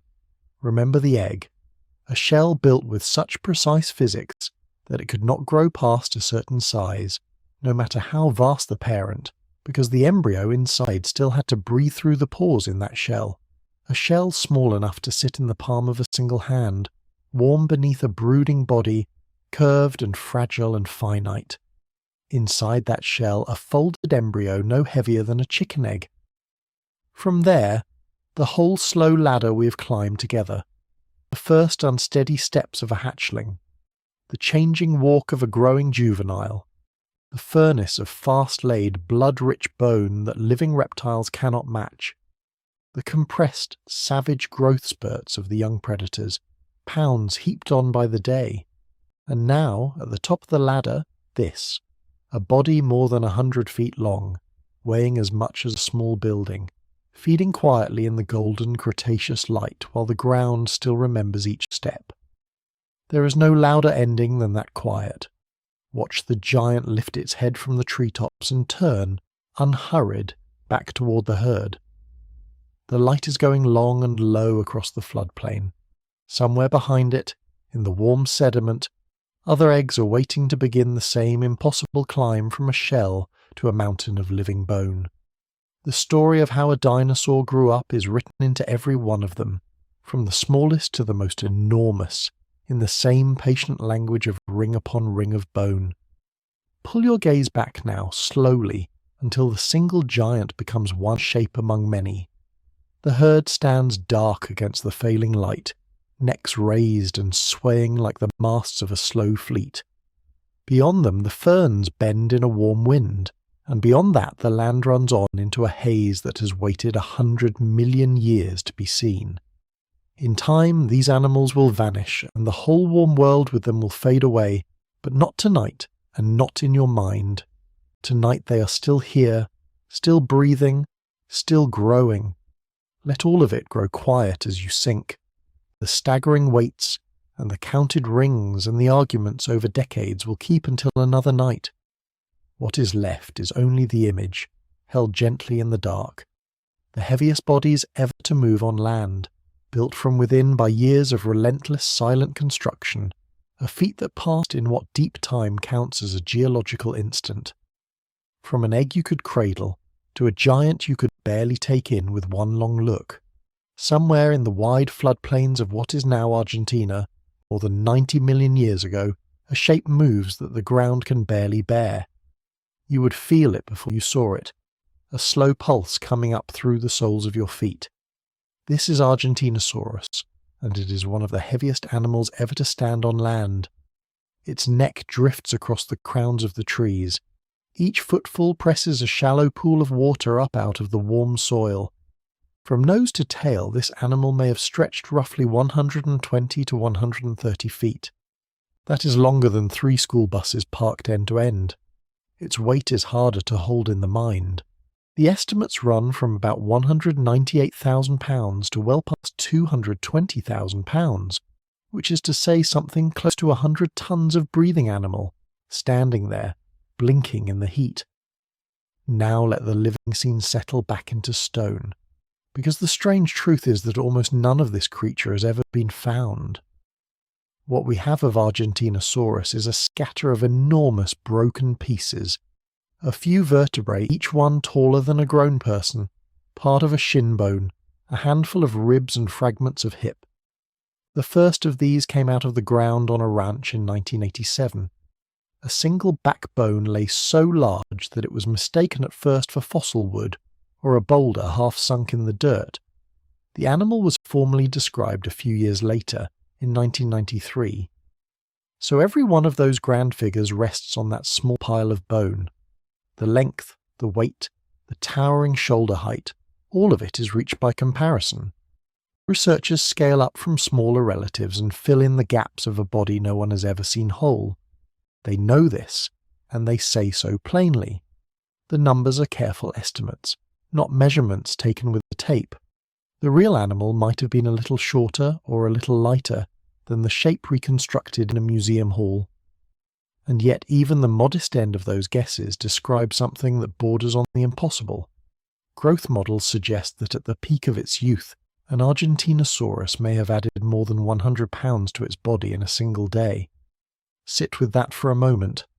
A weight like a large dog, laid quietly onto the frame each morning, and then again the next for years without pause. If Argentinosaurus is a giant known from a whisper of bone, Patagotitan is a giant we can nearly hold in full. It comes from La Flecha Ranch in Patagonia, where a worker first noticed an oversized bone weathering out of the ground. The digging that followed spread across the field. Seasons of 2012, 2013, and 2015 turned up hundreds of bones. Most remarkable of all, those bones belong to at least 6 separate individuals of the same kind. The species was named in 2017. That crowd of skeletons matters more than it might seem. When you have 6 animals instead of a few scattered vertebrae, your picture of the whole stops being a single fragile guess. You can measure the same bone in more than one body. You can see where they agree. This makes Patagotitan one of the best supported size estimates among all the truly enormous long-necked dinosaurs. Even so, the figures stay soft at the edges. Patagotitan is thought to have reached about 122 feet in length, with a weight somewhere near 154,000 pounds, close to 70 metric tons, roughly 77 of our tons. But some researchers look at those same bones and argue that the commonly quoted maximum is too high. They suspect the real animal was lighter than the headline suggests. So the honest shape of the knowledge is this. We are far more sure of Patagotitan than of Argentinosaurus, and still we cannot say the last word on which was heavier, or by how much. Not every giant announces itself with a shin bone the size of a doorway. Some are found curled and unborn. In the rock of Henan province, in central China, roughly 90 million years old, sits an embryo nicknamed Baby Louie. It lay coiled inside one of the largest dinosaur eggs ever discovered, ringed by others in a great fossil clutch. In 2017 it was given its own name, Babylong, which means baby dragon from China. Here is the quiet twist. That embryo would never have shown us how large its kind could grow. The full adult size comes from studying the bones of its close giant relatives, animals of the same broad family whose growth could actually be measured. From those relatives, the picture assembles itself. A grown Babylong is thought to have stretched about 26 feet long, roughly the length of a large delivery truck. At full maturity it may have weighed as much as 6,600 pounds, and it seems to have reached that size by about age 11. Think of what that means for a creature that began as a coiled thing you could cup against your chest. In something near a single human childhood, it became a feathered giant heavier than a small car. As with the long-necked titans, treat the exact figures gently.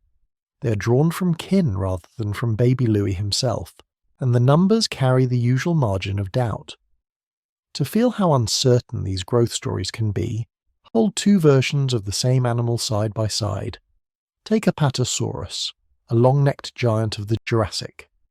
One growth model has it reaching its full adult mass, about 55,000 pounds, in as little as 15 years, packing on more than 11,000 pounds in a single peak year of its youth.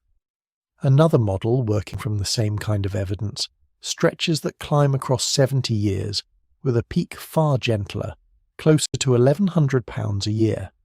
15 years or 70. The 2 answers disagree by a lifetime. That gap is not a failure. It is an honest record of how much still hides inside a fossil bone. For a cleaner picture of raw speed, turn to Alamosaurus, a titanosaur from the last chapter of the Age of Dinosaurs in North America. It may have been among the fastest growing of all the long-necked giants. The models suggest it pushed past 70,000 pounds, something over 35 of our tons, in roughly 45 years.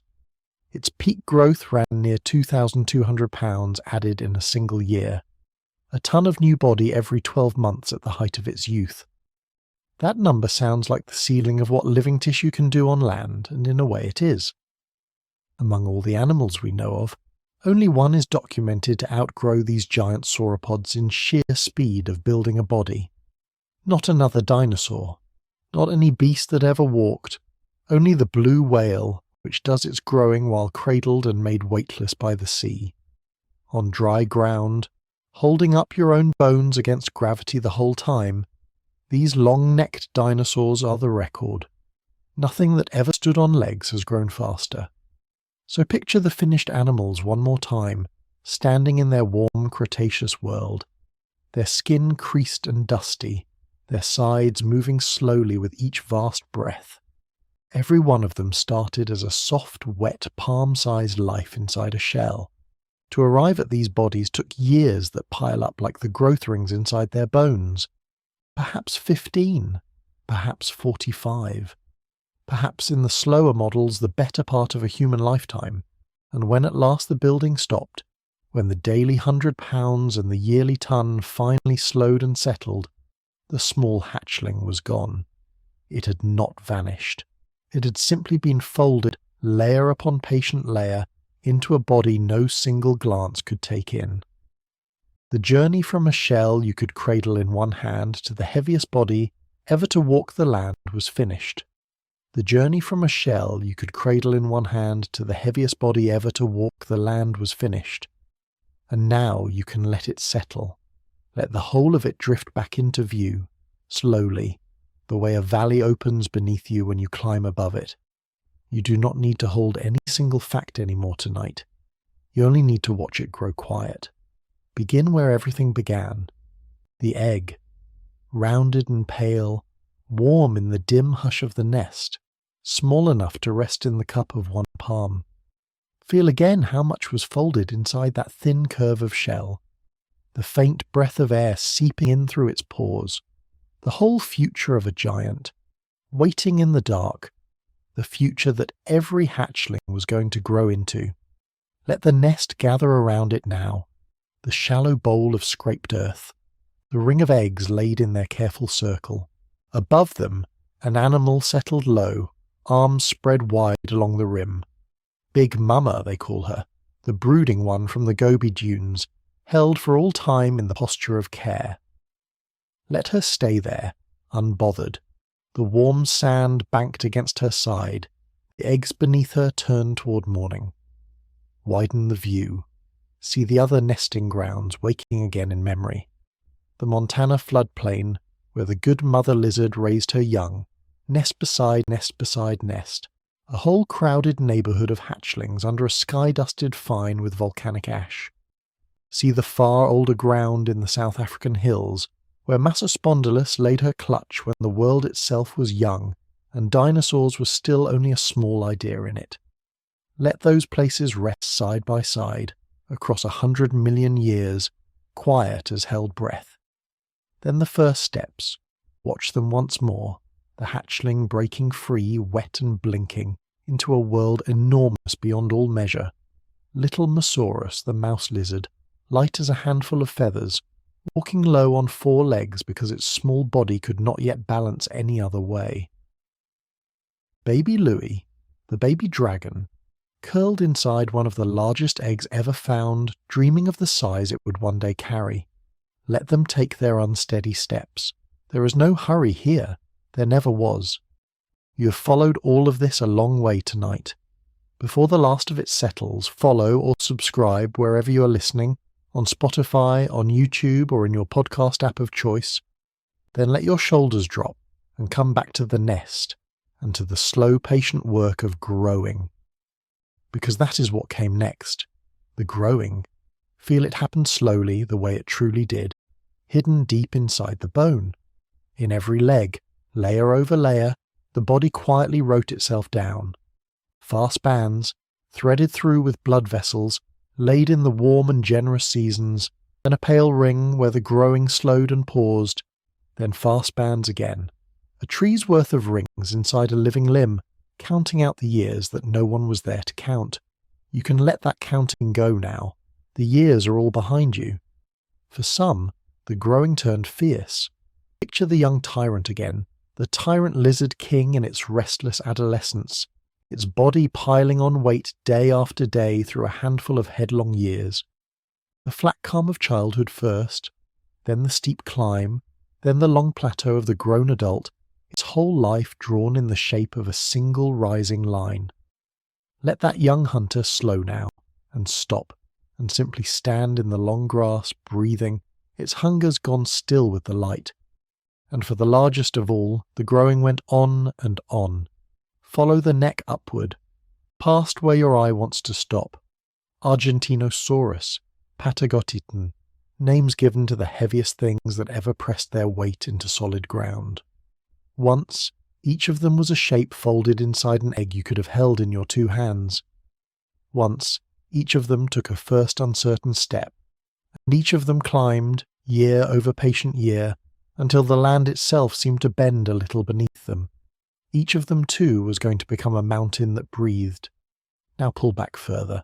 Let the single giant become a herd, moving slow across an evening plain, gold dust rising behind them. Let the herd become a valley, and the valley become a coastline, and the coastline become a whole warm world turning under old and unfamiliar stars.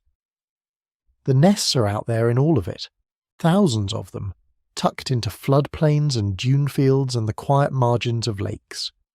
The eggs are warming, the hatchlings are taking their first steps, the young are climbing toward their size, all of it at once, all across deep time, one long unbroken motion from small to vast.